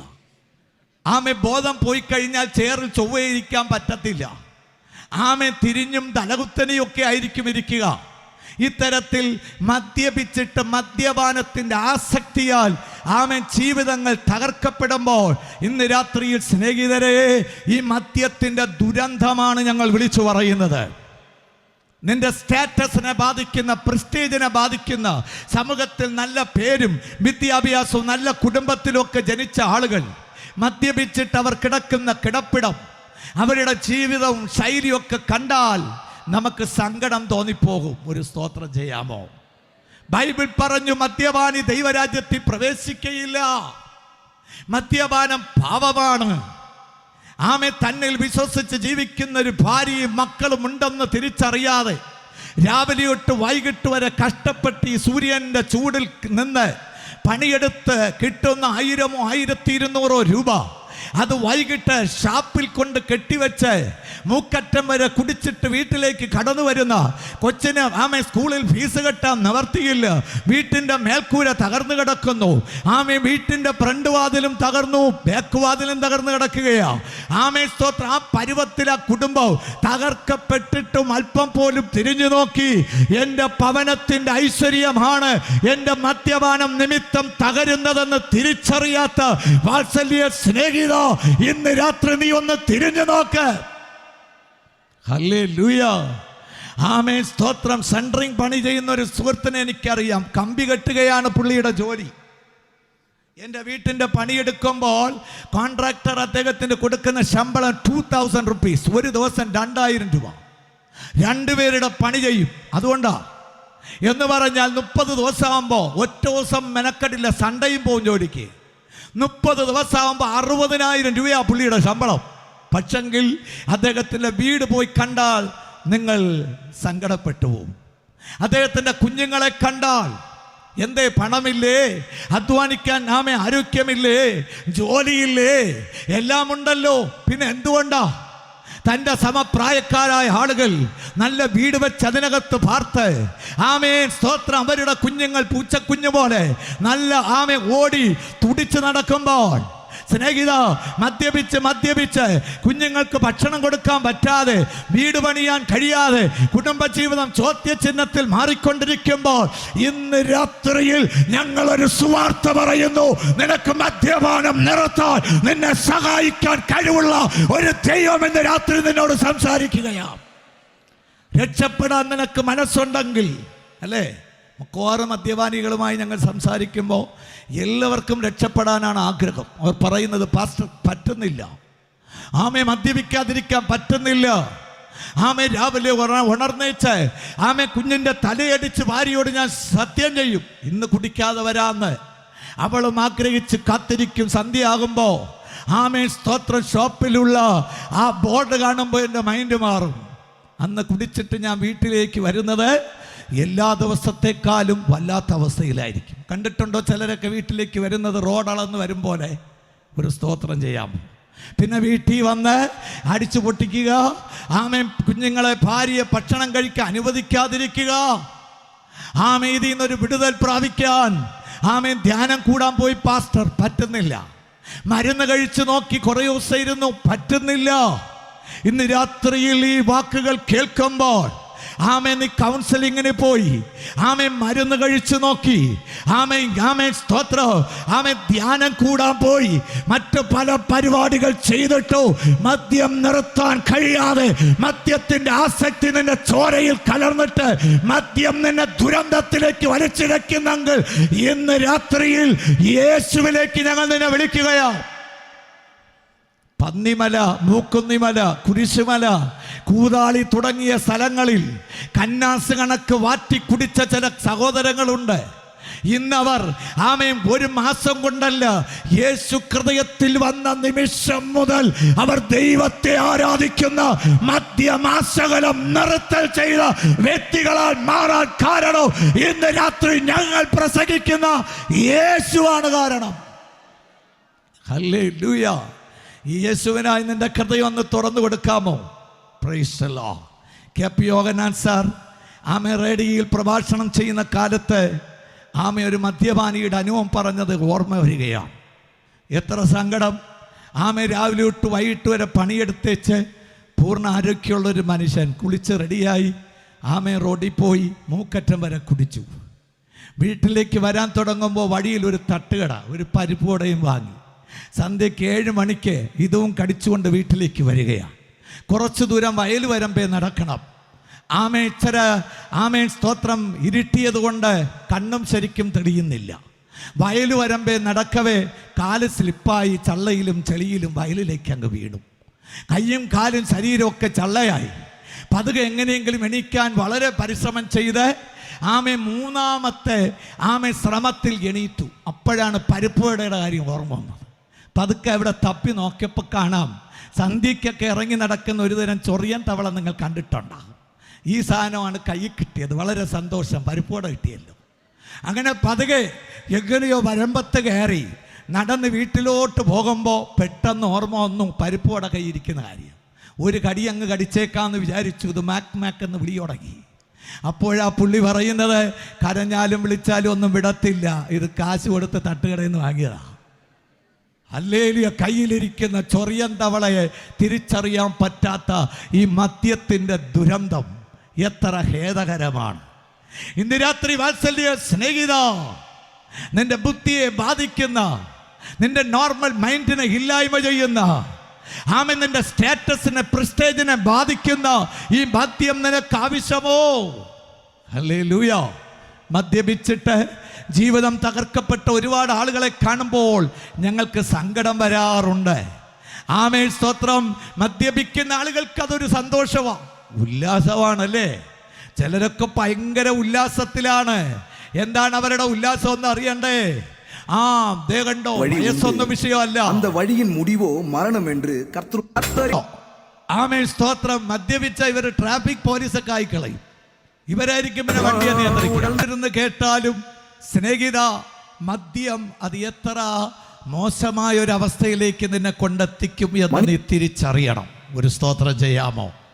മദ്യത്തിന്റെ ആസക്തി മനുഷ്യനെ തകർത്തുകൊണ്ടിരിക്കുമ്പോൾ ബൈബിൾ പറഞ്ഞു, നിന്റെ ശരീരം ദൈവത്തിന്റെ മന്ദിരമാണ്. ഭക്തികെട്ടൊരു കാലം, അതാണ് നോഹയുടെ കാലഘട്ടത്തിന്റെ മൂന്നാമത്തെ പ്രത്യേകത. അന്ത്യകാലത്തിന്റെ ഒന്നാമത്തെ പ്രത്യേകത നോഹയുടെ കാലം പോലൊരു കാലമെങ്കിൽ, യേശു പറഞ്ഞു രണ്ടാമത്തെ പ്രത്യേകത. ലൂക്കോസ് സുവിശേഷം 17:28 വായിച്ചു കേൾക്കാം. ലോത്തിന്റെ കാലത്ത് സംഭവിച്ചതുപോലെയും തന്നെ അവർ തിന്നും കുടിച്ചും കൊണ്ട് വിറ്റും നട്ടും പണിതും പോന്നു. ഇതാണ് ലോത്തിന്റെ കാലം. തിന്നും കുടിച്ചും മനുഷ്യൻ ഒന്നിനും കുറവില്ലാതെ ജീവിച്ചൊരു കാലം. എപ്പിക്യൂരിയനിസ സിദ്ധാന്തം പോലെ അല്ലേ? ഇന്ന് അമേരിക്കയിൽ ഒരു എപ്പിക്യൂരിയൻ ഗാർഡൻ ഉണ്ട്, എപ്പിക്യൂരിയ തോട്ടം. തിന്നുക, കുടിക്കുക, ആനന്ദിക്കുക, നാളെ നാം ചാകുമല്ലോ, അതാണ് അവരുടെ മുദ്രാവാക്യം. മറ്റൊന്നും അവർ ചിന്തിക്കാറില്ല. കയ്യിലിരുന്ന കാശ് കൊണ്ട് തിന്നുക, കുടിക്കുക, ആനന്ദിക്കുക. ഇതായിരുന്നു ലോത്തിന്റെ കാലം. ഈ ലോത്തിന്റെ കാലഘട്ടത്തെ കുറിച്ചൊരു 3 പ്രത്യേകത പെട്ടെന്ന് പറയാൻ ആഗ്രഹിക്കുകയാണ്. 1, ഉൽപ്പത്തി പുസ്തകം 13-ാം അധ്യായം 10-ാമത്തെ വാക്യം. ആമേൻ. ബൈബിൾ ഇങ്ങനെ പറഞ്ഞു, മനുഷ്യർ ആഡംബര ജീവിതം നയിച്ച സുഭിക്ഷമായി എല്ലാം ലഭിച്ചിരുന്നൊരു കാലം. വായിച്ചു കേൾക്കാം. അപ്പോൾ ലോത്ത് നോക്കി യോർദാൻ അരികെയുള്ള പ്രദേശമൊക്കെയും നീരോട്ടമുള്ളതെന്ന് കണ്ടു. യഹോവ സോദോമിനെയും ഗോമേറിനെയും നശിപ്പിച്ചതിന് മുമ്പ് അത് യഹോവയുടെ തോട്ടം പോലെയും സോവർ വരെ മിസ്രൈം ദേശം പോലെയും ആയിരുന്നു. ബൈബിൾ പറയുന്നത് ലോത്തിന്റെ കാലം ആഡംബര ജീവിതമുള്ളൊരു കാലമാണ്. ആമേൻ. മനുഷ്യൻ തിന്നും കുടിച്ചും ഒന്നിനും കുറവില്ലാതെ നല്ല പച്ചപ്പുള്ളൊരു കാലം. ഇന്നും അങ്ങനെയുള്ളൊരു കാലത്തല്ലേ നമ്മൾ ജീവിക്കുന്നത്? മനുഷ്യൻ എന്തിനെങ്കിലും കുറവുണ്ടോ? ഇപ്പം നോക്കണേ മനുഷ്യൻ്റെ അവസ്ഥ.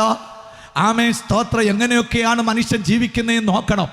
പണം കൊണ്ട് എന്തും ചെയ്യാൻ മനുഷ്യൻ ഇന്ന് തയ്യാറാണ്. ഒരു വീട്ടിൻ്റെ ക്ലോസറ്റ് വരെ സ്വർണത്തിലാണ് ഉണ്ടാക്കിയിരിക്കുന്നത്. ആ ഒരു നിലവാരത്തിലേക്ക് ഇന്നത്തെ മനുഷ്യൻ ധാരാളം പണമുള്ളവനായി മാറി.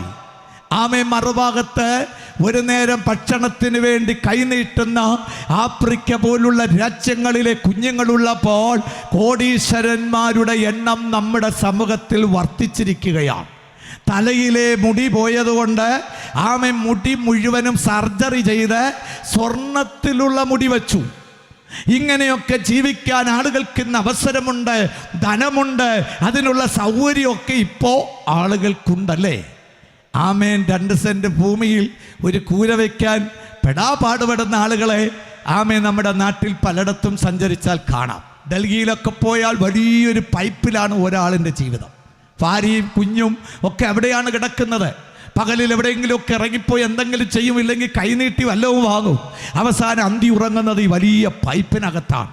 അങ്ങനെയൊക്കെ ദാരിദ്ര്യത്തിൻ്റെ നടുവിൽ ആളുകൾ ജീവിക്കുമ്പോൾ ആമേ, അന്ന് ലോത്തിന്റെ കാലത്ത് ആളുകൾക്കൊന്നും കുറവില്ലാത്തതുപോലെ ഈ കാലഘട്ടത്തും മനുഷ്യനെ അതുപോലെ അനുഗ്രഹിച്ചിരിക്കുകയാണ്. എലിസബത്ത് രാജ്ഞിയുടെ ആ റോയൽ കുടുംബത്തിൻ്റെ ആമേ അവരുടെ ഭവനത്തെക്കുറിച്ച് ഇങ്ങനെയാണ് കേൾക്കാനിടയായത്. ആമേ, സ്തോത്രം. 820 കോടി രൂപയ്ക്ക് പണിതതായ അപാരമായ ഒരു സൗധമാണ് ആ വീട്. 775 ബെഡ്റൂമാണ്.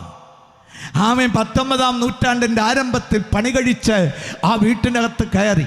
അല്ലേ, ആളുകൾ നല്ല വീടുകൾ വയ്ക്കട്ടെ, പാർക്കട്ടെ.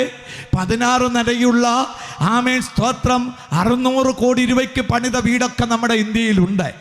അവിടെയൊക്കെ പാർക്കുന്ന ആളുകളുമുണ്ട്. നല്ല കാര്യം. ദൈവം അനുഗ്രഹിച്ചാൽ, ധനമുണ്ടെങ്കിൽ, പണമുണ്ടെങ്കിൽ അതൊക്കെ നീ അനുഭവിച്ചോ. ആമേൻ. ദൈവം അതിനൊന്നും എതിരല്ല. പക്ഷെ ബൈബിൾ പറഞ്ഞു, നീ ദൈവത്തെ മറക്കരുത്. ഒരു സ്തോത്രം ചെയ്യാം.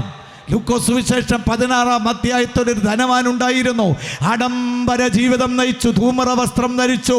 ദൈവം ആമേൻ സ്തോത്ര, ദൈവം അവനെ തള്ളി. അവൻ മരിച്ചപ്പോൾ യാതനാ സ്ഥലത്ത് പോയി. എന്താ കാരണം? ദൈവമില്ലാത്തൊരു ജീവിതം അവൻ നയിച്ചു. ധനം പാവമല്ല, പക്ഷെ ധനത്തിൽ നീ ആശ്രയിച്ച് ദൈവത്തെ തള്ളിപ്പറയുന്നതാണ് പാവം. ഹല്ലേലൂയ. അമേരിക്കയിലെ ഒരു സ്നേഹിതൻ ഒരിക്കൽ സാക്ഷ്യം പറഞ്ഞത് ഇങ്ങനെയാണ്: ദൈവം എന്നെ അനുഗ്രഹിച്ചു, 200 മുറിയുള്ള ഒരു വീട് തന്നു. എല്ലാ മുറിയിലും ഇതുവരെ ഞാൻ കയറിയിട്ടില്ലെന്ന്. ഒരു സ്തോത്രം ചെയ്യാം.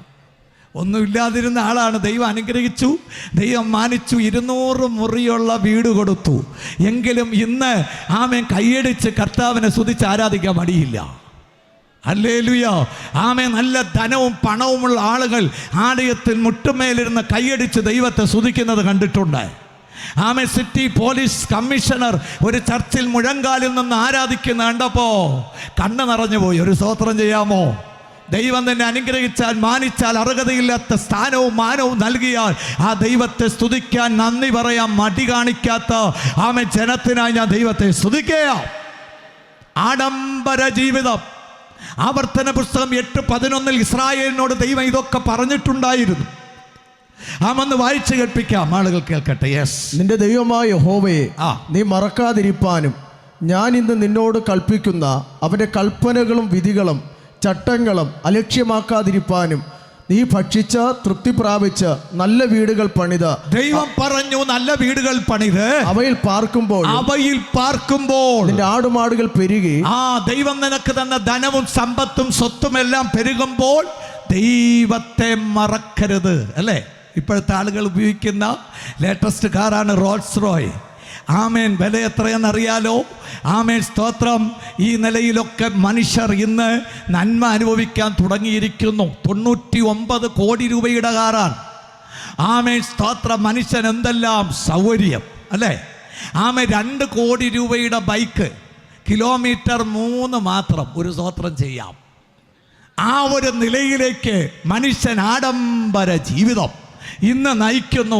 അത് ലോത്തിന്റെ കാലത്തെയാണ് സൂചിപ്പിക്കുന്നത്. 2 ലോത്തിന്റെ കാലത്തെ രണ്ടാമത്തെ പ്രത്യേകത, മനുഷ്യൻ ജഡത്തെ അനുസരിച്ച് നടന്ന കാലമാണ്. 2 പത്രോസ് 2:6-9 വരെ സമയമില്ലാത്തതുകൊണ്ട് വായിപ്പിക്കുന്നില്ല. അന്യ ജഡം മനുഷ്യൻ മോഹിച്ചു. സ്തോത്ര. യൂദയുടെ ലേഖനം 1-ാമത്തെ അധ്യായം 7-ാം വാക്യം. സ്വന്തം ഭാര്യ ഉണ്ടെങ്കിലും സ്വന്തം ഭർത്താവ് ഉണ്ടെങ്കിലും സ്തോത്രം, അന്യ ജഡം ആഗ്രഹിക്കുന്നവർ, ദുർമോഹം നിറഞ്ഞ ആളുകൾ ബൈബിൾ പറയുന്നു ലോത്തിന്റെ കാലത്തുണ്ടായിരുന്നു. ഇന്നും അതാണ് നമ്മൾ കാണുന്നത്. കുടുംബ കോടതികളിൽ എന്തുകൊണ്ട് അനേക കുടുംബങ്ങൾ കയറിയിറങ്ങുന്നത്? മൊബൈലിലൂടെ, ഇന്റർനെറ്റിലൂടെ പാവം പെരുകുകയല്ലേ? കൊല്ലത്ത് ഭാര്യയും ഭർത്താവും ചേർന്നിരുന്ന മൊബൈൽ വാട്സപ്പിൽ മെസ്സേജ് റീഡ് ചെയ്തുകൊണ്ടിരുന്നു. ഭാര്യയുടെ മൊബൈലിലെ മെസ്സേജാണ് നോക്കിക്കൊണ്ടിരുന്നത്. ചിരിച്ചും കളിച്ചും കോമഡികളൊക്കെ നോക്കിക്കൊണ്ടിരുന്നപ്പോൾ പെട്ടെന്ന് ആ മനുഷ്യൻ കിച്ചണിലേക്ക് പോയി. വെള്ളം കുടിക്കാൻ എങ്ങാനും ഒന്ന് സഹോദരി വിചാരിച്ചു. തിരിച്ചു വന്നപ്പോൾ കയ്യിൽ ഒരു വെട്ടുകത്തിയുമായിട്ടാണ് വന്നത്. 3 വെട്ടായ സഹോദരിയെ വെട്ടി. എന്താ കാര്യം? എന്തേ ചിരി എവിടെ പോയി? വാട്സപ്പിനകത്ത് വന്ന മെസ്സേജ് വായിച്ചപ്പോൾ അദ്ദേഹത്തിന് അത്രയധികം ഇഷ്ടപ്പെട്ടില്ല. അന്യ ജഡം മോഹിക്കുന്നവർ. സ്തോത്രം. പത്രങ്ങളിൽ വായിക്കുന്നില്ലേ? കർണാടകയിൽ സ്വന്തം ഭാര്യയുടെ കഴുത്തുവെട്ടി മുടിയിൽ തൂക്കി പിടിച്ചുകൊണ്ട് സ്റ്റേഷനിൽ വന്ന ഭർത്താവ് സറണ്ടർ ആകുകയാണ്. എനിക്കിവളോട് ജീവിക്കണ്ട.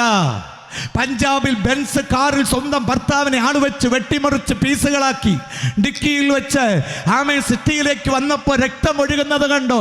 ആ വണ്ടിയെ തുറക്കാൻ ആളുകൾ നിർബന്ധിച്ചു. സ്വന്തം ഭർത്താവിനെ വെട്ടിമുറിച്ച് വെച്ചിരിക്കുകയാണ്. ദുർനടപ്പ്, പാവം, അന്യജഡ മോഹം, വചനവിരുദ്ധമായിട്ടുള്ള പ്രവൃത്തി വർദ്ധിക്കുന്നു. വിശുദ്ധ വേദപുസ്തകത്തിൽ വായിക്കുമ്പോൾ ആമേ സിംസോൻ എന്നൊരു പുള്ളിയുണ്ടായിരുന്നു. 9 അടി ഉയരം, 164 കിലോ വെയിറ്റ്, അപാര ദൈവശക്തിയുള്ള ഒരു മനുഷ്യനായിരുന്നു ഈ ശിംശോൻ. കഴുതയുടെ ഒറ്റ താടി എല്ലുകൊണ്ട് 1000 പേരെ കൊന്നവൻ, ഒരു സിംഹത്തെ 2 വലിച്ചു കീറിയവൻ. ആമേൻ, സ്തോത്രം. ഫെലിസ്തീയ പട്ടണത്തിൽ താൻ ഉണ്ടെന്നറിഞ്ഞപ്പോൾ പ്രഭുക്കന്മാർ ആ പട്ടണത്തിന്റെ വാതിലിനെ ക്ലോസ് ചെയ്തു, ലോക്ക് ചെയ്തു. രാവിലെ പിടിക്കാമെന്നായിരുന്നു ചിന്ത. എന്നാൽ ദൈവത്തിൻ്റെ മഹാശക്തി പ്രാപിച്ച നാസർവ്വതക്കാരനായ ഈ ശിംശോൻ, ഈ സ്തോത്രം, കതകിൻ്റെ ഗേറ്റിൻ്റെ വാതിലിൻ്റെ വെയിറ്റ് അറിയാമോ? 4 ടണ്ണാണ്, 4000 കിലോ, ഏകദേശം 12 അടി ഉയരം, 15 അടി വീതി. ഇത്രയും വലിയ കട്ടളയെ കതകിന് രാവിലെ 5:30 എണീറ്റ് വന്ന് ശിംശോൻ 2 പ്രാവശ്യം അങ്ങോട്ടും ഇങ്ങോട്ടും ചലിപ്പിച്ചപ്പോൾ കിറ്റാച്ച് വെച്ച് ഇളക്കും പോലെ സാധനം ഇളകി, തോളത്ത് വെച്ച് പോയെന്ന്. എത്ര ശക്തരെന്ന് തിരിച്ചറിയണം. ബൈബിൾ പറഞ്ഞു പരാക്രമശാലിയാ, പക്ഷെ അന്യജനമോഹം, ദുർമോഹിയായിരുന്നു.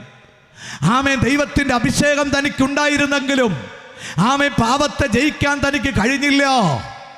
നോക്കണേ, തനിക്ക് നേരെ മുന്തിരിത്തോട്ടത്തിൽ നിന്ന് എടുത്തു ചാടിയ സിംഹത്തെ നിഷ്പ്രയാസം അവയുടെ മേൽ ചാടി ശക്തമായി അതിനോട് പൊരുതി അതിനെ 2 കീറിക്കളഞ്ഞു. യഹൂദന്മാരുടെ പാരമ്പര്യം പറയുന്നത്, അവനെ പിടിക്കാൻ ഫെലിസ്ത്യർ വന്നപ്പോ മലയുടെ മുകളിൽ നിന്നും ഈ കാഴ്ച കണ്ടവർ അന്തം വിട്ടുപോയി. ഒരു മനുഷ്യനെക്കാളും 6 മനുഷ്യരുടെ ബലമാണ് ഒരു സിംഹത്തിനുള്ളത്. 12 അടിയാണ് ഒറ്റ ജമ്പിൽ ചാടുന്നത്. അങ്ങനെയുള്ള കരുത്തുള്ള വന്യമൃഗമായ സിംഹത്തെ ശിംശോൻ നിസ്സാരമായി കൈകാര്യം ചെയ്തു. ഒട്ടും പേടിച്ചില്ല.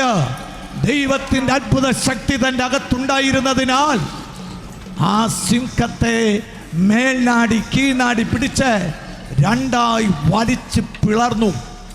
എത്ര ഭയങ്കരം, എത്ര അമിതമായ ശക്തിയാണ് ഈ ശിംശോൻ ഉണ്ടായിരുന്നതെന്ന് ഈ കാഴ്ചകൾ ബൈബിൾ വാക്യങ്ങളിലൂടെ നമുക്ക് മനസ്സിലാക്കുന്ന യാഥാർത്ഥ്യ സത്യമാണ്. അതിനെ 2 ശിംശോൻ വലിച്ചതുപോലെ പിളർന്നു.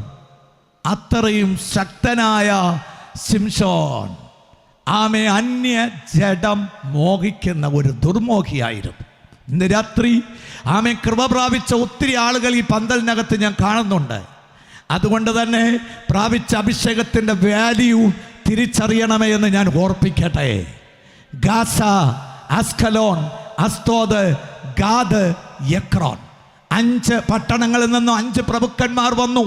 ഓരോരുത്തരും 1100 വെള്ളിപ്പണം കൊടുക്കാന്ന് പറഞ്ഞപ്പോൾ ദലീല എന്ന ഒരു 23 വയസ്സുള്ള ഒരു പെൺകുട്ടി ഈ ശിംശോനെ കയ്യിലെടുക്കാൻ തീരുമാനിച്ചു. 5500 വെള്ളിക്കാശ് സമം ഇന്ത്യയിലെ പണം അനുസരിച്ച് 5500 വെള്ളിക്കാശ് എന്ന് പറഞ്ഞാൽ ഏകദേശം 70 ലക്ഷം രൂപയാണ്. ഒരു ദൈവദാസന്റെ അകത്ത് കിടന്ന അഭിഷേകത്തിന് പിശാച് വിലപേശിയത് എത്ര ലക്ഷം രൂപയ്ക്കെന്ന് നോക്കണേ. അങ്ങനെ തന്നെ തൻ്റെ അഭിഷേകം നഷ്ടപ്പെട്ടു. തൻ്റെ പാപമാണ് കാരണം. ഉൽപ്പത്തി പുസ്തകം 16:19 പറയുന്നു, ആ സ്ത്രീ അവനെ ഉപായത്താൽ ചതിച്ചു, അവൻ്റെ ശക്തി അവനെ വിട്ടുപോയി. ഉൽപ്പത്തി പുസ്തകം ന്യായാധിപന്മാർ 16:21 ശത്രുക്കൾ വന്ന് അവനെ പിടിച്ചു, അവൻ്റെ കണ്ണിനെ കുത്തിപ്പൊട്ടിച്ചു. നല്ല ദർശനമുള്ളവനായിരുന്നു, കൃപയുള്ളവനായിരുന്നു, അഭിഷേകമുള്ളവനായിരുന്നു, ഭൂതങ്ങളെ വിറപ്പിക്കുന്നവനായിരുന്നു, ദൈവം ഉപയോഗിച്ച പാത്രമായിരുന്നു. പക്ഷെ ഈ ജഡത്തിൻ്റെ ഇച്ഛയും മോഹവും നിമിത്തം ശിംശോൻ വീണു പോകാനിടയായി. അതുകൊണ്ട് തന്നെ തൻ്റെ കണ്ണിനെ ശത്രുക്കൾ വന്ന് കുത്തി പൊട്ടിച്ചെന്നാണ് ബൈബിളിൽ വായിക്കുന്നത്. അവൻ്റെ അഭിഷേകം അവന് നഷ്ടപ്പെട്ടു പോകാൻ ഇടയായി. ദൈവകൃപ നഷ്ടപ്പെട്ട ശിംശോനെ ഇതുപോലെ പിടിച്ചുകെട്ടി ഫെലിസ്തീയ പ്രഭുക്കന്മാർ സ്തോത്രം അവൻ്റെ കണ്ണിനെ കുത്തി പൊട്ടിക്കുകയായിരുന്നു.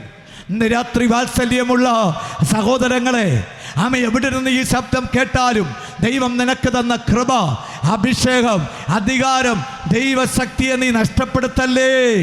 അക്കരമുയർത്തി കർത്താവിന് സ്തോത്രം ചെയ്യാം.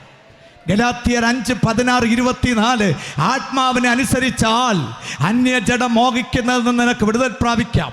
ക്രിസ്തു യേശുവിലുള്ളവർ ജഡത്തെ അതിൻ്റെ രാഗമോഹങ്ങളോടെ ക്രൂശിച്ചിരിക്കുന്നു. ലോത്തിന്റെ കാലത്തെക്കുറിച്ച് അവസാനമായി ഒരേ ഒരു കാര്യം, ദുഷ്ടന്മാരുടെ കാലമായിരുന്നു. മ്ലേച്ഛത പ്രവർത്തിക്കുന്ന ആളുകൾ പെരുകിയിരുന്ന കാലം, അക്രമം പെരുകിയിരുന്ന കാലം. സമയം പോരാ. സദൃശവാക്യം 17:23 ന്യായത്തിന്റെ വടികളെ മറിച്ച് കളയുന്ന ദുഷ്ടന്മാരുണ്ട്. എങ്ങനെയെന്ന് അറിയണ്ടേ? കൈക്കൂലി വാങ്ങിയാണ്. ആമേൻ പഠിക്കാതെ ഡോക്ടറാകുന്നു. അത് ആമേൻ സ്തോത്രം. പല ആമേൻ വഴികളിലൂടെ ഇന്ന് എന്തൊക്കെ സംഭവിക്കും നമുക്കറിയാം. കൈക്കൂലി വാങ്ങി, കോഴ വാങ്ങി, സൈൻ ചെയ്തു കൊടുക്കുന്നവർ, ആമേൻ പ്രോപ്പർട്ടി റെക്കോർഡ് ചെയ്യാൻ സഹായിക്കുന്നവർ, അങ്ങനെയൊക്കെയുള്ള ആളുകൾ ഇന്ന് രാത്രി ബൈബിൾ അവരോട് പറയുകയാണ്, ഇത് ദുഷ്ടന്മാരുടെ പ്രവൃത്തിയാണ്. ആമേൻ ഈ ദുഷ്പ്രവൃത്തികൾക്ക് ന്യായവിധിയുണ്ട്. നിരപരാധികളെ വധിക്കുന്നവരെ, ഏഴകളെ ഉപദ്രവിക്കുന്നവരെ, പീഡിപ്പിക്കുന്നവരെ, ഹല്ലേലൂയ, ദുഷ്ടത പെരുകയല്ലേ. സ്വന്തം കുഞ്ഞിനെ അമ്മ കഴുത്ത് ഞെക്കി കൊല്ലുന്നു കോഴിക്കോട്ടിൽ. ആമേൻ മദ്യപിച്ച പുരുഷൻ സ്വന്തം കുഞ്ഞിനെ ആമേൻ ഭാര്യയോട് വഴക്കടിച്ചിട്ട് കാലിൽ തൂക്കി നിലത്തടിക്കുന്നു. അപ്പനോട് വഴക്കുണ്ടാക്കിയേച്ച് മകൻ അപ്പനെ വാട്ടർ ടാങ്കിൽ മുക്കിക്കൊല്ലുന്നു. ദുഷ്ടത നിറഞ്ഞൊരു കാലം. അവസാനമായി ഈ അന്ത്യകാലത്ത് സംഭവിക്കാൻ പോകുന്ന മൂന്നാമത്തെ സംഭവം പ്രാർത്ഥിച്ച് നിർത്താൻ പോകുകയാണ്. ബൈബിൾ പറഞ്ഞു, മരിച്ചവർ ദൈവപുത്രന്റെ ശബ്ദം കേൾക്കും. യോഹന്നാൻ സുവിശേഷം 5-ാം അധ്യായം 25-ാമത്തെ വാക്യം അന്ത്യകാലത്തെക്കുറിച്ച് ഇങ്ങനെ പറഞ്ഞു, വായിക്കാം. ആമേൻ ആമേൻ, ഞാൻ നിങ്ങളോട് പറയുന്നു, മരിച്ചവർ ദൈവപുത്രന്റെ ശബ്ദം കേൾക്കുകയും കേൾക്കുന്നവർ ജീവിക്കുകയും ചെയ്യുന്ന നാഴിക വരുന്നു, ഇപ്പോൾ വന്നുമിരിക്കുന്നു എന്ന് പറഞ്ഞാൽ യേശുക്രിസ്തുവിന്റെ രണ്ടാം വരവ് നടക്കുന്ന സമയമാണ് ഈ അന്ത്യകാലം. മരിച്ചുപോയ വിശുദ്ധന്മാർ കല്ലറയ്ക്കകത്തിരുന്നു കൊണ്ട് ദൈവശബ്ദം ഇതുപോലെ കേൾക്കും. അപ്പോൾ വലിയ കാഹളത്തോടും ശക്തിയോടും മഹത്വത്തോടും കൂടെ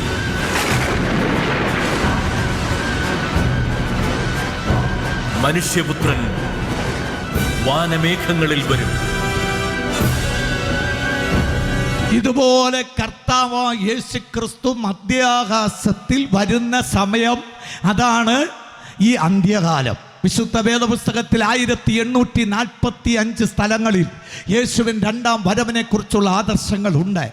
പുതിയ നിയമത്തിൽ മാത്രം 260 അധ്യായങ്ങളിൽ 500 പ്രാവശ്യം വ്യക്തമായി യേശുവിൻ രണ്ടാം വരവിനെ കുറിച്ച് പറഞ്ഞിട്ടുണ്ട്. നമ്മുടെ കർത്താവ് യേശു ഈ ഭൂമിയിൽ ഇരുന്നപ്പോൾ 21 പ്രാവശ്യം സ്വന്തം നാമം കൊണ്ട് പറഞ്ഞു, ഞാൻ വീണ്ടും ഈ ഭൂമിയിലേക്ക് മടങ്ങി വരും. ആ സംഭവം ഇതാ നിവർത്തിയാകാൻ പോകുകയാണ്. ഭൂമി എങ്ങുമുള്ള സഭ ആകാശമേഘങ്ങളെ കീറിമുറിച്ചുകൊണ്ട് കർത്താവിൻ്റെ സന്നിധിയിൽ എടുക്കപ്പെടുന്ന നാളാണ് ആ കർത്താവിൻ്റെ വരവിൻ ദിവസം. ആ ദിവസത്തെക്കുറിച്ച് മത്തായിയിൽ യേശു പറഞ്ഞു, ആ നാളും നാഴികയും സംബന്ധിച്ചോ എൻ്റെ പിതാവ് മാത്രമല്ലാതെ ആരും സ്വർഗത്തിലെ ദൂതന്മാരും പുത്രനും കൂടെ അറിയുന്നില്ല. വരവ് നിശ്ചയം, സമയം നിശ്ചയമല്ല. ലോകത്തിൽ ആർക്കും ആ സമയം വെളിപ്പെടുത്തിയിട്ടില്ല. പ്രതീക്ഷിക്കാത്ത സമയത്ത്, നനയാത്ത സമയത്ത് കർത്താവ് യേശുവിൻ്റെ കാഹളം ധ്വനിക്കും. ലോകമെമ്പാടുമുള്ള വിശുദ്ധന്മാർ കർത്താവിൻ്റെ കാഹളം കേൾക്കും. മരിച്ചവർ കല്ലറകൾ നിന്ന് ഉയർത്തെഴുന്നേൽക്കും. ജീവിച്ചിരിക്കുന്നവർ രൂപാന്തരം പ്രാപിക്കും. അന്ന് കൊടവിളാകം ദേശത്തിലെ മാനവ ശ്രോതാക്കളെ, ബൈബിൾ പറയുന്നതെല്ലാം ഇന്ന് വരെ സംഭവിച്ചെങ്കിൽ കർത്താവിൻ്റെ വരവിത ഏറ്റവും അടുത്തിരിക്കുകയാണ്. നാം പ്രതീക്ഷിക്കുന്നതിനും അധികം സമയം ആമേൻ യേശുവിൻ്റെ വരവിന് അടുത്തിരിക്കുകയാണ്. ലോകത്തിലെ സംഭവങ്ങളെല്ലാം കർത്താവിൻ്റെ വരവിനെ വ്യക്തമായി വിളിച്ചു പറയുന്നു. മധ്യാകാശത്തിൽ യേശു വരും. എന്താ ഇതുവരെയും യേശു വരാത്തത്? 2 പത്രോസ് 3-ാം അധ്യായം 9-10 വാക്യങ്ങൾ. ചിലർ താമസമെന്ന് വിചാരിക്കുന്നത് പോലെ കർത്താവ് തന്റെ വാഴ്ത്തത്വം നിവർത്തിപ്പാൻ താമസിക്കുന്നില്ല. ആരും നശിച്ചു പോകാതെ എല്ലാവരും കേൾക്കണേ. കൊടവിളാകം ദേശം കേൾക്കട്ടെ. ഈ ഓൺലൈനിലൂടെ സകലരും കേൾക്കട്ടെ. ആരും നശിച്ചു പോകാതെ എല്ലാവരും മാനസാന്തരപ്പെടാൻ അവൻ ഇച്ഛിച്ച്, കർത്താവ് യേശു ഇച്ഛിച്ചിട്ട്, വായിക്കാം, നിങ്ങളോട് ദീർഘക്ഷമ കാണിക്കുന്നതേയുള്ളൂ. കർത്താവിന്റെ ദിവസമോ കള്ളനെ പോലെ വരും. അന്ന് ആകാശം കൊടുമുഴക്കത്തോടെ ഒഴിഞ്ഞു പോകും. മൂലപദാർത്ഥങ്ങൾ കത്തിയൊഴുകയും ഭൂമിയും അതിലുള്ള പണികളും വെന്തുപോകുകയും ബൈബിൾ ചെയ്യും. പറഞ്ഞു കർത്താവ് തന്റെ വരവ് താമസിപ്പിക്കാനുള്ള കാരണം ആരും നശിച്ചു പോകാൻ പാടില്ല. ഈ ശബ്ദം കേൾക്കുന്ന ഒരു വ്യക്തിയും നശിച്ചു പോകാൻ പാടില്ല. അവിടെ ജാതിയില്ല, മതമില്ല, വർണ്ണമില്ല, വർഗമില്ല. ഈ ശബ്ദം കേൾക്കുന്ന സ്നേഹിത, താങ്കൾ ആരായിരുന്നാൽ, ഏത് മതത്തിൽപ്പെട്ട വ്യക്തിയായാലും, ഏത് ജാതിയിൽപ്പെട്ട വ്യക്തിയായാലും, ഇന്ന് രാത്രി നിന്നെ ഉണ്ടാക്കിയ ഉടയ തമ്പുരാൻ ആമേ, ആ ദൈവത്തിന് നീ നശിച്ചു പോകുന്നത് ഇഷ്ടമല്ല. പാപത്തിൽ നീ മരിക്കാൻ, നരകത്തിൽ പോകാൻ ഈ ലോകത്തിൽ പ്രത്യാശയില്ലാത്ത ഒരു വ്യക്തിയെ പോലെ നീ മരിച്ച് ആമേ തീ കെടാത്തതും പുഴുച്ചാകാത്തതുമായ നിത്യമായ നരകത്തിൽ നീ പോകാതിരിക്കാൻ. ഹല്ലേലൂയ. 2000 കൊല്ലങ്ങൾക്ക് മുന്നേ മനുഷ്യനായി ഭൂമിയിൽ അവതരിച്ച കർത്താവ് യേശു 139 കിലോ വെയിറ്റുള്ള ഒരു മരക്കുരിശ് പീലാത്തോസിന്റെ കൽത്തൊളത്തിൽ നിന്നു ആമേ സ്തോത്രം, ആമേ ആമേ കാൽവരിയുടെ കുലത്തളം വരെ ഏകദേശം 2000 മീറ്റർ സ്വന്തം തോളിൽ ചുമന്ന് ആമേൻ സ്തോത്രം, സ്വന്തം തലയിൽ മുൾക്കിരീടം അണിയപ്പെട്ട് കയ്യിലും കാലിലും ആണികൾ അടിക്കപ്പെട്ട് മരിച്ച ഒരു ദൈവപുത്രൻ, നിന്നെ സ്നേഹിക്കുന്ന കർത്താവ് ഇന്ന് രാത്രി പറയുന്നു, നീ നശിക്കുന്നത് ദൈവത്തിന് ഇഷ്ടമല്ല. ഹല്ലേലൂയ. അതുകൊണ്ട് നീ എന്ത് ചെയ്യണം? നശിക്കാതിരിക്കാൻ ഈ യേശു ക്രിസ്തുവിനെ സ്വന്തം രക്ഷകനായി സ്വീകരിക്കണം. കർത്താവ് വരുമ്പോൾ എന്ത് സംഭവിക്കുമെന്ന് ഞാൻ പറയാൻ പോവുകയാണ്. എൻ്റെ തൊട്ട് മുമ്പ് യേശു വരുമ്പോൾ നീ പോകണമെങ്കിൽ ഈ യേശുവിനെ നീ സ്വന്തം രക്ഷകനായി സ്വീകരിക്കണം. ആമേ, യേശു നിന്റെ അകത്ത് വന്നാൽ നീ മാനസാന്തരപ്പെടണം. അതിനെയാണ് ആമേ സ്തോത്രം, ആമേ change in mind, change in action, പ്രവൃത്തിയിൽ മാറ്റം, മനസ്സിൽ മാറ്റം. യേശു വന്നപ്പോൾ മദ്യം നിർത്തി, പുകവലി നിർത്തി, ദുർനടപ്പ് നിർത്തി, ശംഭു ഗണേശ് കഴിക്കുന്ന നിർത്തി, ഭാര്യയെ തല്ലുന്നത് നിർത്തി, ഭർത്താവിൻ്റെ കോളറി പിടിക്കുന്നത് നിർത്തി, അമ്മയപ്പനെ ആമയെ ഉപായത്താൽ വഞ്ചിക്കുന്നത് നിർത്തി. ആമ എല്ലാ നിലയിലും മാറ്റം. അതാണ് യേശു വന്നാൽ മാനസാന്തരം വരും. ഹല്ലേലൂയ. ചെങ്കൽ ചുള്ളയിൽ 2 ദിവസം സുവിശേഷം പ്രസംഗിക്കാൻ ഒരു 3-4 മാസത്തിന് മുന്നേ ഒരു അവസരം ഉണ്ടായി. ചെങ്കച്ചുള്ള യേശുവിനായി എന്നൊരു ടീം അവിടെയുണ്ട്. ആ സഹോദരന്മാരാണ് ആ മീറ്റിംഗ് നടത്തിയത്. അവർ ലീഡ് ചെയ്യുമ്പോൾ ഇങ്ങനെ പറഞ്ഞു, ഈ തെരുവുകളിലൂടെ ആളുകളെ ആക്രമിച്ച് കയ്യിൽ കഞ്ചാവും കൊണ്ട് നടന്ന് ആമേ സ്തോത്ര സകല ധൂർത്ത പ്രവർത്തനങ്ങളും ചെയ്ത് ഈ പട്ടണത്തിൽ ഗുണ്ടകളായിരുന്ന ഞങ്ങൾ ഒരു സ്ത്രീക്കും സമാധാനത്തോടെ ഒറ്റയ്ക്ക് ആമേ തെരുവിലൂടെ പോകാൻ പറ്റാത്ത നിലയിൽ, ആമേ ഒരു കുടുംബത്തിനും യാത്ര ചെയ്യാൻ പറ്റാതെ അത്രയും മോശമായ പലതും ചെയ്യാൻ തൻ്റെ ഇടം കാണിച്ച ഞങ്ങളുടെ അകത്ത് യേശു വന്നു. ഞങ്ങൾ ദൈവത്തിൻ്റെ മക്കളായി മാറി. ഹല്ലേലൂയ. അവസാനം ലീഡ് ചെയ്ത പാസ്റ്റർ ഇങ്ങനെ പറഞ്ഞു, ഇപ്പൊ ചെങ്കൽ ചുള്ളയ്ക്കകത്ത് 6 സഭകളുണ്ടെന്ന്. ഏത് രാത്രിയിലും പകലും ആർക്കും അതിനകത്ത് കയറിപ്പോകാം, യാത്ര ചെയ്യാം. എന്താ കാരണം? യേശു വന്നാൽ അത് സംഭവിക്കും. ഈ നാട്ടിലെ മുഴുവൻ ആളുകളും മാനസാന്തരപ്പെട്ടാൽ പോലീസുകാർക്ക് ജോലിയില്ലാതെയാവും, മറ്റ് പല സ്ഥാപനങ്ങളും അടയ്ക്കേണ്ടി വരും. കാരണം യേശു ഒരുത്തൻ്റെ അകത്ത് വന്നാൽ അവൻ്റെ ജീവിതം കംപ്ലീറ്റ് ആയിട്ട് മാറും. അവനെ നടത്താൻ നയിക്കാൻ ആരും വേണ്ട, പരിശുദ്ധാത്മാവിനെ നയിക്കാൻ തുടങ്ങും. യേശു നിന്റെ അകത്ത് വന്നിട്ടുണ്ടോ? മാനസാന്തരം വന്നിട്ടുണ്ടോ? യേശു ക്രിസ്തു വരുമ്പോൾ എടുക്കപ്പെടണമെങ്കിൽ അങ്ങനെ മനം തിരിഞ്ഞവർ ഇങ്ങനെ പിതാ പുത്ര പരിശുദ്ധാത്മ നാമത്തിൽ വെള്ളത്തിൽ മുഴുക സ്നാനം ഏൽക്കണം. മാർക്കോസ് സുവിശേഷം 16:16 ഒന്ന് വായിച്ചു കേൾപ്പിക്കാം. വിശ്വസിക്കുകയും സ്നാനമേൽക്കുകയും ഇന്ന് രാത്രി കർത്താവായ യേശു ക്രിസ്തു ദൈവപുത്രൻ എന്ന് നീ വിശ്വസിക്കണം. ആദ്യം എന്ത് വിശ്വസിക്കണം? അവൻ മനുഷ്യനായി നിന്നെ രക്ഷിക്കാൻ ദൈവമായിരിക്കെ മനുഷ്യനായെന്ന് വിശ്വസിക്കണം. എന്ത് വിശ്വസിക്കണം? ആമേ, മനുഷ്യനായി ജീവിച്ച യേശു നിന്റെ പാവങ്ങളെ ചുമന്നെന്ന് നീ വിശ്വസിക്കണം. എന്താ വിശ്വസിക്കേണ്ടത്? അവൻ നിന്റെ പാവങ്ങൾക്ക് വേണ്ടി കാൽവരിയിൽ മരിച്ചെന്ന് വിശ്വസിക്കണം. എന്താ വിശ്വസിക്കേണ്ടത്? മരിച്ച യേശു ഉയർത്തെഴുന്നേറ്റ് പിതാവിന്റെ വലതുഭാഗത്ത് നിനക്ക് വേണ്ടി മധ്യസ്ഥ ചെയ്യുന്നെന്ന് വിശ്വസിക്കണം. എന്താ വിശ്വസിക്കേണ്ടത്? മധ്യസ്ഥ ചെയ്യുന്ന യേശു നിന്നെ ചേർക്കാൻ ഇതാ വീണ്ടും വരാൻ പോകുകയാ. ഹല്ലേലൂയ. കർത്താവായ യേശുവിൽ നീ വിശ്വസിക്കുകയും പിന്നെ സ്നാനം ഏൽക്കുകയും ചെയ്യുന്നവൻ രക്ഷിക്കപ്പെടും. വിശ്വസിക്കാത്തവൻ ശിക്ഷാവിധിയിലാകും. വിശ്വസിക്കാൻ ഈ 3 ദിവസം സുവിശേഷം വീട്ടിലും നാട്ടിലും റോഡ് വക്കിലും കടവരാന്തയിലും ഈ പന്തലിലും ഇരുന്ന് കേട്ടു. പക്ഷെ നീ വിശ്വസിക്കാൻ തയ്യാറല്ലെങ്കിൽ ബൈബിൾ പറയുന്നു, വിശ്വസിച്ച് സ്നാനമേറ്റില്ലെങ്കിൽ നീ ശിക്ഷാവിധിയിൽ അകപ്പെടും. പിതാ പുത്ര പരിശുദ്ധാത്മ നാമത്തിൽ വെള്ളത്തിലിറങ്ങി യേശുവിൽ വിശ്വസിച്ചതിന് അടയാളമായി മുഴുകൽ സ്നാനം ഏൽക്കണം. അപ്പോൾ ചിലർ പറയും, പാസ്റ്റർ ജനിച്ച് 45 ദിവസമായപ്പോൾ എൻ്റെ മമ്മി ചർച്ചിൽ കൊണ്ടുപോയി എനിക്ക് സ്നാനം തന്നു, തളിച്ചും തുളിച്ചും സ്നാനം കിട്ടി, അതുപോരെ, അത് പോരാ, അത് പള്ളി ചേരാൻ വേണ്ടി ആമേൻ ലഭിച്ചൊരു പാരമ്പര്യ സ്നാനമാണ്. ബൈബിൾ പറയുന്ന സ്നാനം എന്ന വാക്കിൻ്റെ അർത്ഥം തന്നെ മുഴുകുക. ആമേൻ മുഴുകൽ സ്നാനം. ഇത് ഞങ്ങൾ പ്രസംഗിക്കാൻ തുടങ്ങിയതോടെ ഇപ്പോൾ ആമേൻ സ്തോത്രം തളിച്ചു കൊടുക്കാൻ തുടങ്ങിയവർ മുക്കി കൊടുക്കാൻ തുടങ്ങി. അവർ പറയുന്നു, മുക്കണമെങ്കിൽ മുക്കാം, തളിക്കണമെങ്കിൽ തളിക്കാം, നിങ്ങളുടെ ഇഷ്ടം. ഒരു സ്തോത്രം ചെയ്യാമോ? എങ്കിലും ഞങ്ങളെ പള്ളി വിട്ടു പോകരുത്. ഇന്ന് രാത്രി നീ പള്ളിയല്ല നോക്കേണ്ടത്, വചനത്തെ നോക്ക്, യേശുവിനെ നോക്ക്. ആമേ, യേശു പറഞ്ഞു നീ മുഴുകൽ സ്നാനം എപ്പോൾ എടുക്കണം? ആമേ സ്തോത്രം, വിശ്വസിക്കുകയും സ്നാനമേൽക്കുകയും. അല്ലേ? ഈ കുഞ്ഞിന് വിശ്വസിക്കാൻ അറിയാമോ? വെള്ളത്തിൽ മുക്കി വെച്ചിട്ട് ഭൂപ്രപഞ്ചത്തിൻ്റെ സൃഷ്ടികർത്താവായ പിതാവായ ദൈവത്തെ നീ വിശ്വസിക്കുന്നു?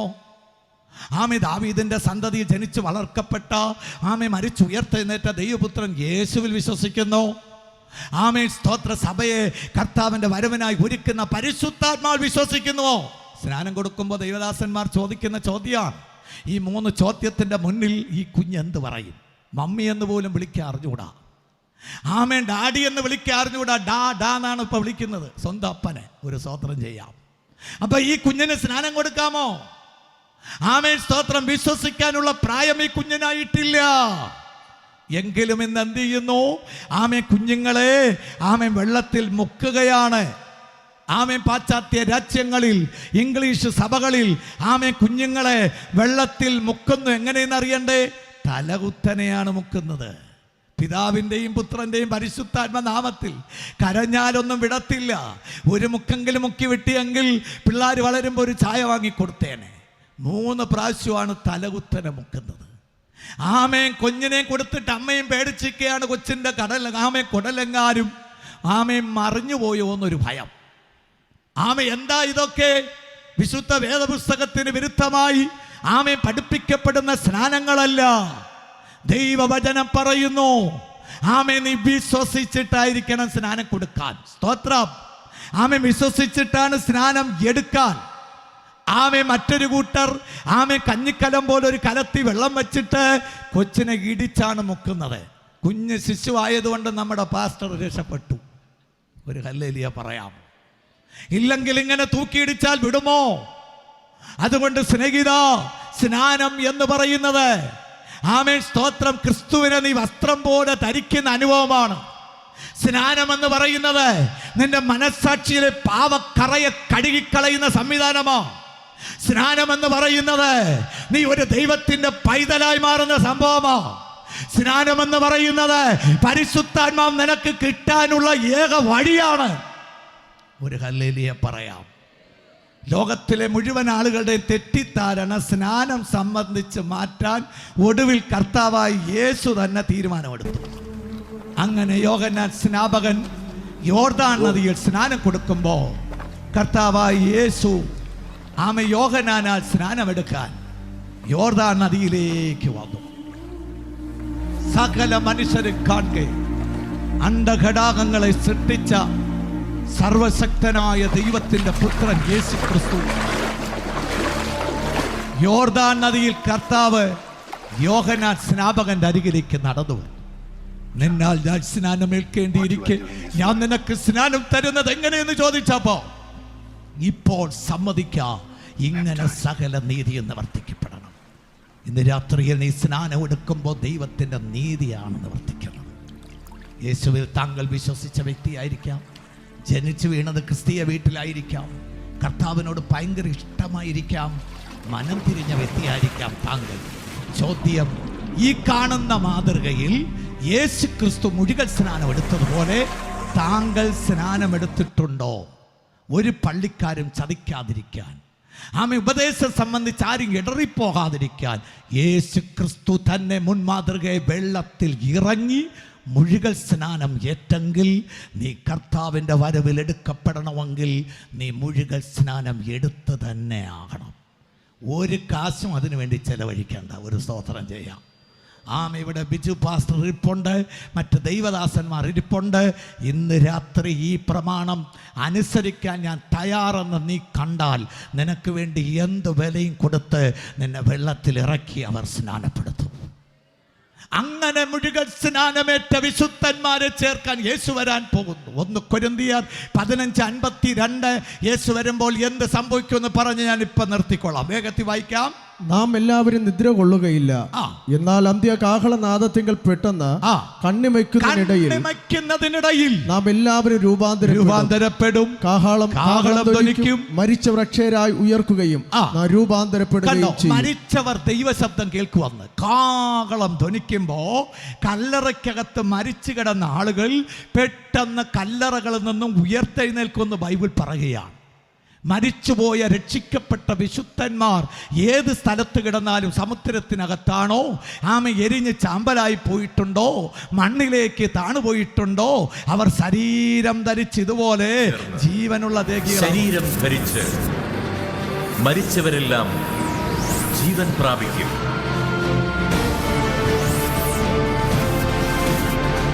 ഇങ്ങനെ മരിച്ചവർ ദൈവശബ്ദം കേട്ട് കല്ലറകളിൽ നിന്ന് ഉയർത്തെഴുന്നേൽക്കും. മത്തായി 25:13 ആകയാൽ ഈ ശബ്ദം കേൾക്കുന്ന നിങ്ങൾ നാളും നാഴികയും അറിയായിക കൊണ്ട് വരവിനായി ഉണർന്നിരിക്കണം. ഒരു സ്തോത്രം ചെയ്യാമോ? വരവെപ്പോൾ സംഭവിക്കുമെന്ന് പറയാൻ പറ്റില്ല. ഒരുങ്ങിയിരുന്നോണം. രക്ഷിക്കപ്പെട്ടോണം, സ്നാനപ്പെട്ടവർ വിശുദ്ധമായി ജീവിച്ചോണം. വരവ് ഏറ്റവും അടുത്തു. സംഭവങ്ങളെല്ലാം നടക്കുന്നു. 3-ാം ലോകമഹായുദ്ധത്തിൻ്റെ ആരംഭം ഇതാ കുറിക്കാൻ തുടങ്ങുന്ന അവസ്ഥകളാണ് നമ്മൾ കാണുന്നത്. ഇനി സമയം അധികമില്ല. ഒരു സ്തോത്രം ചെയ്യാമോ? അപ്പോൾ ഒരുങ്ങിയിരിക്കണം എന്ന് പറഞ്ഞ് പത്രോസ് തന്നെ പറയുന്നു, ഇതൊന്നും കേട്ട് നിങ്ങൾ ഇളകിപ്പോകരുത്. ഒരു സ്തോത്രം ചെയ്യാം. ചിലരൊക്കെ വരവിനെക്കുറിച്ച് പറയുമ്പോൾ പിന്നെ അങ്ങ് ഇളകിപ്പോവും. എന്ന് പറഞ്ഞാൽ ഇനിയും നീ സ്കൂളിൽ പോയണം, പഠിച്ചോണം. സ്തോത്രം. ജോലി ചെയ്യുന്നവർ ജോലിക്ക് പോയിക്കോണം.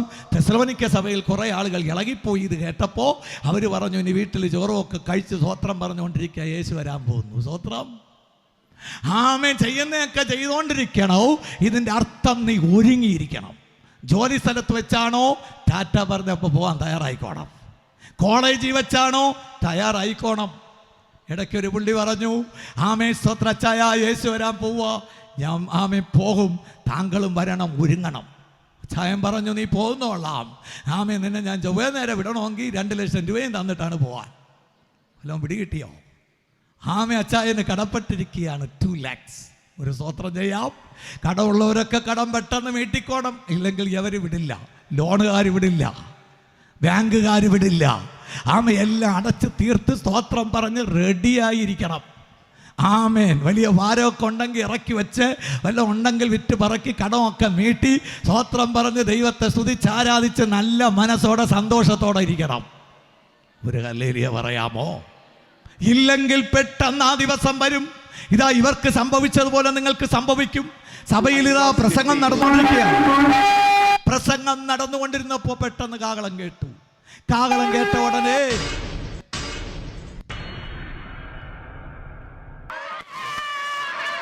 ആ സഭയ്ക്കകത്ത് ഒരു കൂട്ടം വിശുദ്ധന്മാർ എടുക്കപ്പെട്ടു. എന്നാൽ ജീവിതം ഒരുക്കമില്ലാത്ത ആളുകൾ കൈവിടപ്പെട്ടു. സ്നാനപ്പെടാത്തവരും ജീവിതം സമർപ്പിക്കാത്തവരും വിശുദ്ധ ജീവിതം ചെയ്യാത്തവരും കൈവിടപ്പെട്ടു. ബൈബിൾ പറയുന്ന പോലെ തന്നെ അവർ കൈവിടപ്പെടുകയായിരുന്നു അത്രേ. അതുകൊണ്ടാണ് മത്തായി 24:27 മിന്നൽ കിഴക്കുനിന്ന് പുറപ്പെട്ട് പടിഞ്ഞാറോളം വിളങ്ങും പോലെ മനുഷ്യപുത്രന്റെ വരവുമാകും. എങ്ങനെയായിരിക്കും മനുഷ്യപുത്രന്റെ വരവ്? ഒരു സംഭവം കാണിക്കാം. രക്ഷിക്കപ്പെട്ട ഒരു സഹോദരനും രക്ഷിക്കപ്പെടാത്തൊരു സഹോദരനും രണ്ടുപേരും ബൈക്കേ പോയിക്കൊണ്ടിരിക്കുക. പെട്ടെന്ന് കാഹളം കേട്ടു, കർത്താവ് വന്നു. എന്ത് സംഭവിക്കും? ഈ സംഭവം ഒന്ന് നിങ്ങൾ ശ്രദ്ധിക്കണം. ഒറ്റ ദിവസം ഫ്രീ ഉള്ളൂ, ഇന്നൊന്ന് അടിച്ചു പൊളിക്കണം.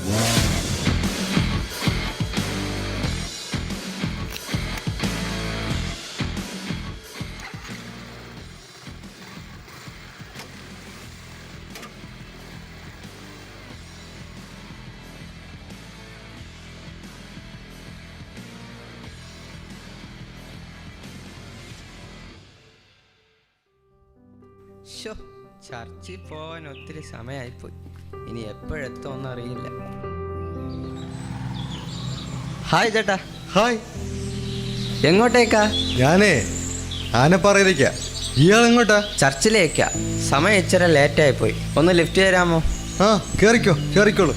ഓക്കെ ചേട്ടാ. Praise God.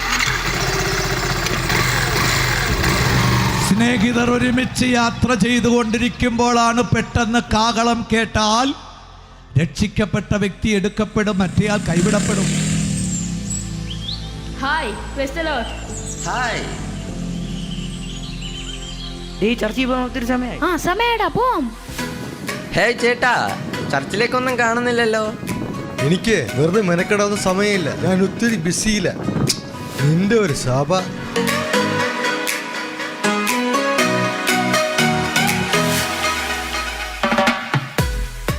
നിന്നെ ഒന്നും പറഞ്ഞിട്ട് കാര്യമില്ലെന്നേ.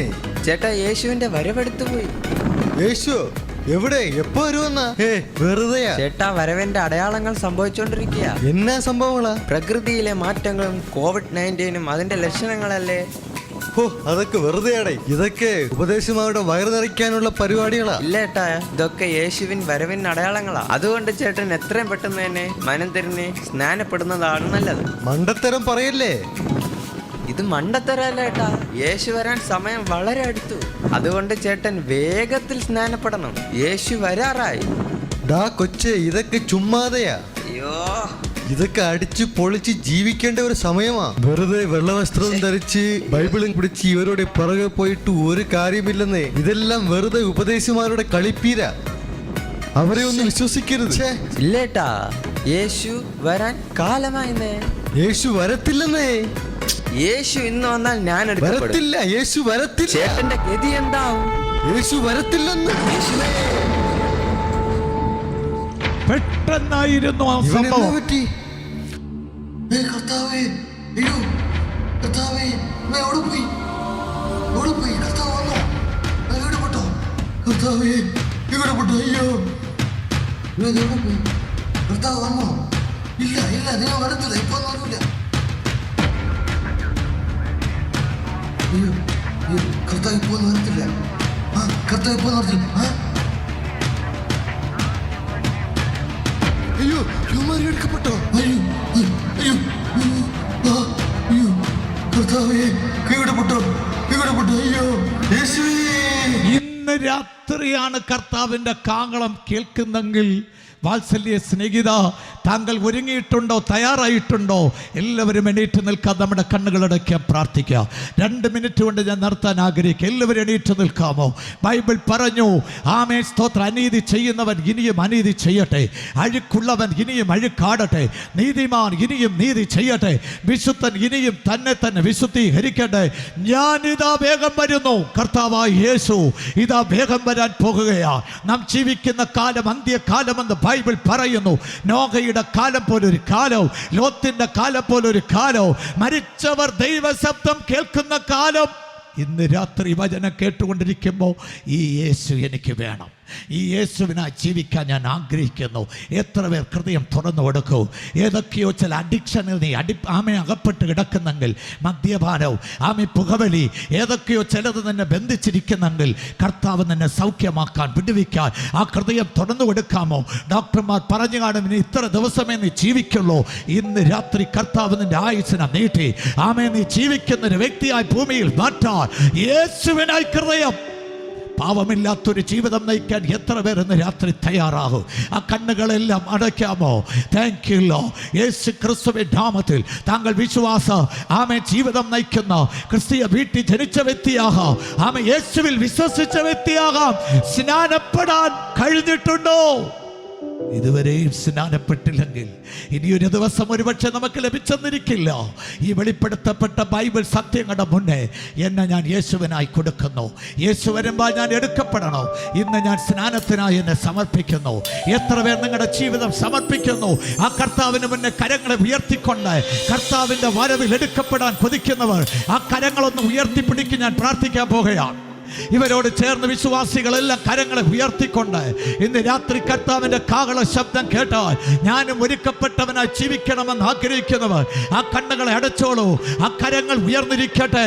ഞാൻ കൈവിടപ്പെടാൻ പാടില്ല കർത്താവേ. ഒരു വിശ്വാസിയായി ഇരുന്നേച്ച് നീ തള്ളപ്പെട്ടാൽ ഇതിലും ആമേ വേദനാജനകമായ മറ്റൊരവസ്ഥയില്ല. ഇനിയും കാലം ചെല്ലില്ലെന്ന് ബൈബിൾ പറയുക. അത്തി തളർത്തിരിക്കുന്നു, യുദ്ധങ്ങൾ യുദ്ധശ്രുതികൾ കേൾക്കുന്നു.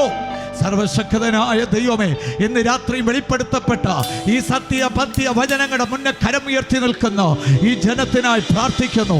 ഈ കൊടവളാകം ദേശത്തിനായി പ്രാർത്ഥിക്കുന്നു. അങ്ങയുടെ വരവിങ്കൽ വലിയൊരു ജനസമൂഹം തിരുസന്നി ചേർക്കപ്പെടാൻ ദൈവം സഹായിക്കണമേ. കരമുയർത്തി നിൽക്കുന്നവരിൽ സ്നാനപ്പെടാത്തവർ സ്നാനപ്പെടട്ടെ, പാവം വിട്ടകലേണ്ടവർ പാവം വിട്ടകലട്ടെ. വിശുദ്ധർ തങ്ങളെ തന്നെ വിശുദ്ധീകരിക്കട്ടെ. അങ്ങയുടെ വരവിനായി ജനത്തെ ഒരുക്കണോ. യേശു ക്രിസ്തുവിൻ നാമത്തിൽ തന്നെ കർത്താവിന്റെ വരവിൻ പ്രതീക്ഷയുള്ള ദൈവമക്കൾ ആ രണ്ട് കരവ് ചേർത്തടിച്ചൊന്ന് ദൈവത്തെ സ്തുതിക്കാമോ? രണ്ട് കരവ് ചേർത്തടിച്ച് രോഗിയായിട്ടാണോ നീ കടന്നു വന്നത്? ബന്ധിക്കപ്പെട്ട വ്യക്തിയാണോ വന്നത്? യേശു നിന്നെ തൊടുകയോ? രണ്ട് കരവും അടിച്ച് അതിനോ ജഗനോ ദുരമനോ ഹംദനോ നിന്റെ ശരീരത്തിലെ രോഗം മാറ്റാൻ യേശുവിന് കഴിയോ? നിന്റെ ആയുസ്സിനെ അവനെ വർദ്ധിപ്പിക്കാൻ അവന് കഴിയോ? രണ്ട് കരവും അടിച്ച്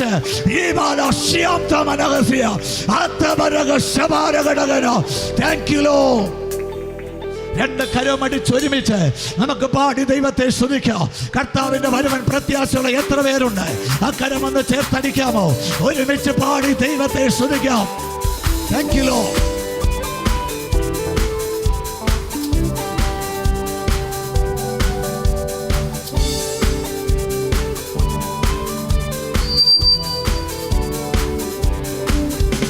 മണ്ണിലുറങ്ങിയിടുന്ന ശുദ്ധിമാന്മാർ കാഹളനാദം കേൾക്കും മാത്രയിൽ. മണ്ണിലുറങ്ങിയിടുന്ന ശുദ്ധിമാന്മാർ കാഹളനാദം കേൾക്കും മാത്രയിൽ. പെട്ടെന്നുയർത്തുവാനിൽ ചേർന്നിടുമേ, പെട്ടെന്നുയർത്തുവാനിൽ ചേർന്നിടുമേ. തീരാത്ത സന്തോഷം, തീരാത്ത സന്തോഷം, തീരാത്ത സന്തോഷം പ്രാപിക്കും അവർ. തീരാത്ത സന്തോഷം, തീരാത്ത സന്തോഷം, തീരാത്ത സന്തോഷം പ്രാപിക്കും അവർ. കർത്താവുതങ്കം നിരനാദത്തോടും പ്രധാന ദൈവദൂത ശബ്ദത്തോടും. കർത്താവുതങ്കം നിരനാദത്തോടും പ്രധാന ദൈവദൂത ശബ്ദത്തോടും. സ്വർഗത്തിൽ നിന്നിറങ്ങി വന്നിടുമ്പോൾ, സ്വർഗത്തിൽ നിന്നിറങ്ങി വന്നിടുമ്പോൾ. എത്രയോ സന്തോഷം, എത്രയോ സന്തോഷം, എത്രയോ സന്തോഷം മധ്യാകാശത്തിൽ. എത്രയോ സന്തോഷം, എത്രയോ സന്തോഷം, എത്രയോ സന്തോഷം മധ്യാകാശത്തിൽ. ജീവനോടി പൂവരെ പാർക്കും ശുദ്ധ രൂപാന്തരം പ്രാപിക്കുന്ന നേരത്തിൽ.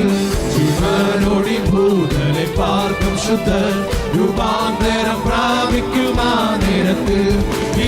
സ്വരത്തോടും അങ്ങോടും കൂടെ, സ്വരത്തോടും അങ്ങോടും കൂടെ. വിണ്ണൂലകം പൂവും, വിണ്ണൂലകം പൂവും, വിണ്ണൂലകം പൂവും തുല്യരായി. വിണ്ണൂലകം പൂവും, വിണ്ണൂലകം പൂവും, വിണ്ണൂലകം പൂവും തുല്യരായി. ഗംഭീരനാദത്തോടും പ്രധാന ദൈവദൂത ശബ്ദത്തോടും. കർത്താവുതങ്കം ഗംഭീരനാദത്തോടും പ്രധാന ദൈവദൂത ശബ്ദത്തോടും. സ്വർഗത്തിൽ നിന്നിറങ്ങി വന്നിടുമ്പോൾ, സ്വർഗത്തിൽ നിന്നിറങ്ങി വന്നിടുമ്പോൾ. എത്രയോ സന്തോഷം, എത്രയോ സന്തോഷം, എത്രയോ സന്തോഷം മധ്യാകാശത്തിൽ. എത്രയോ സന്തോഷം, എത്രയോ സന്തോഷം, എത്രയോ സന്തോഷം മധ്യാകാശത്തിൽ.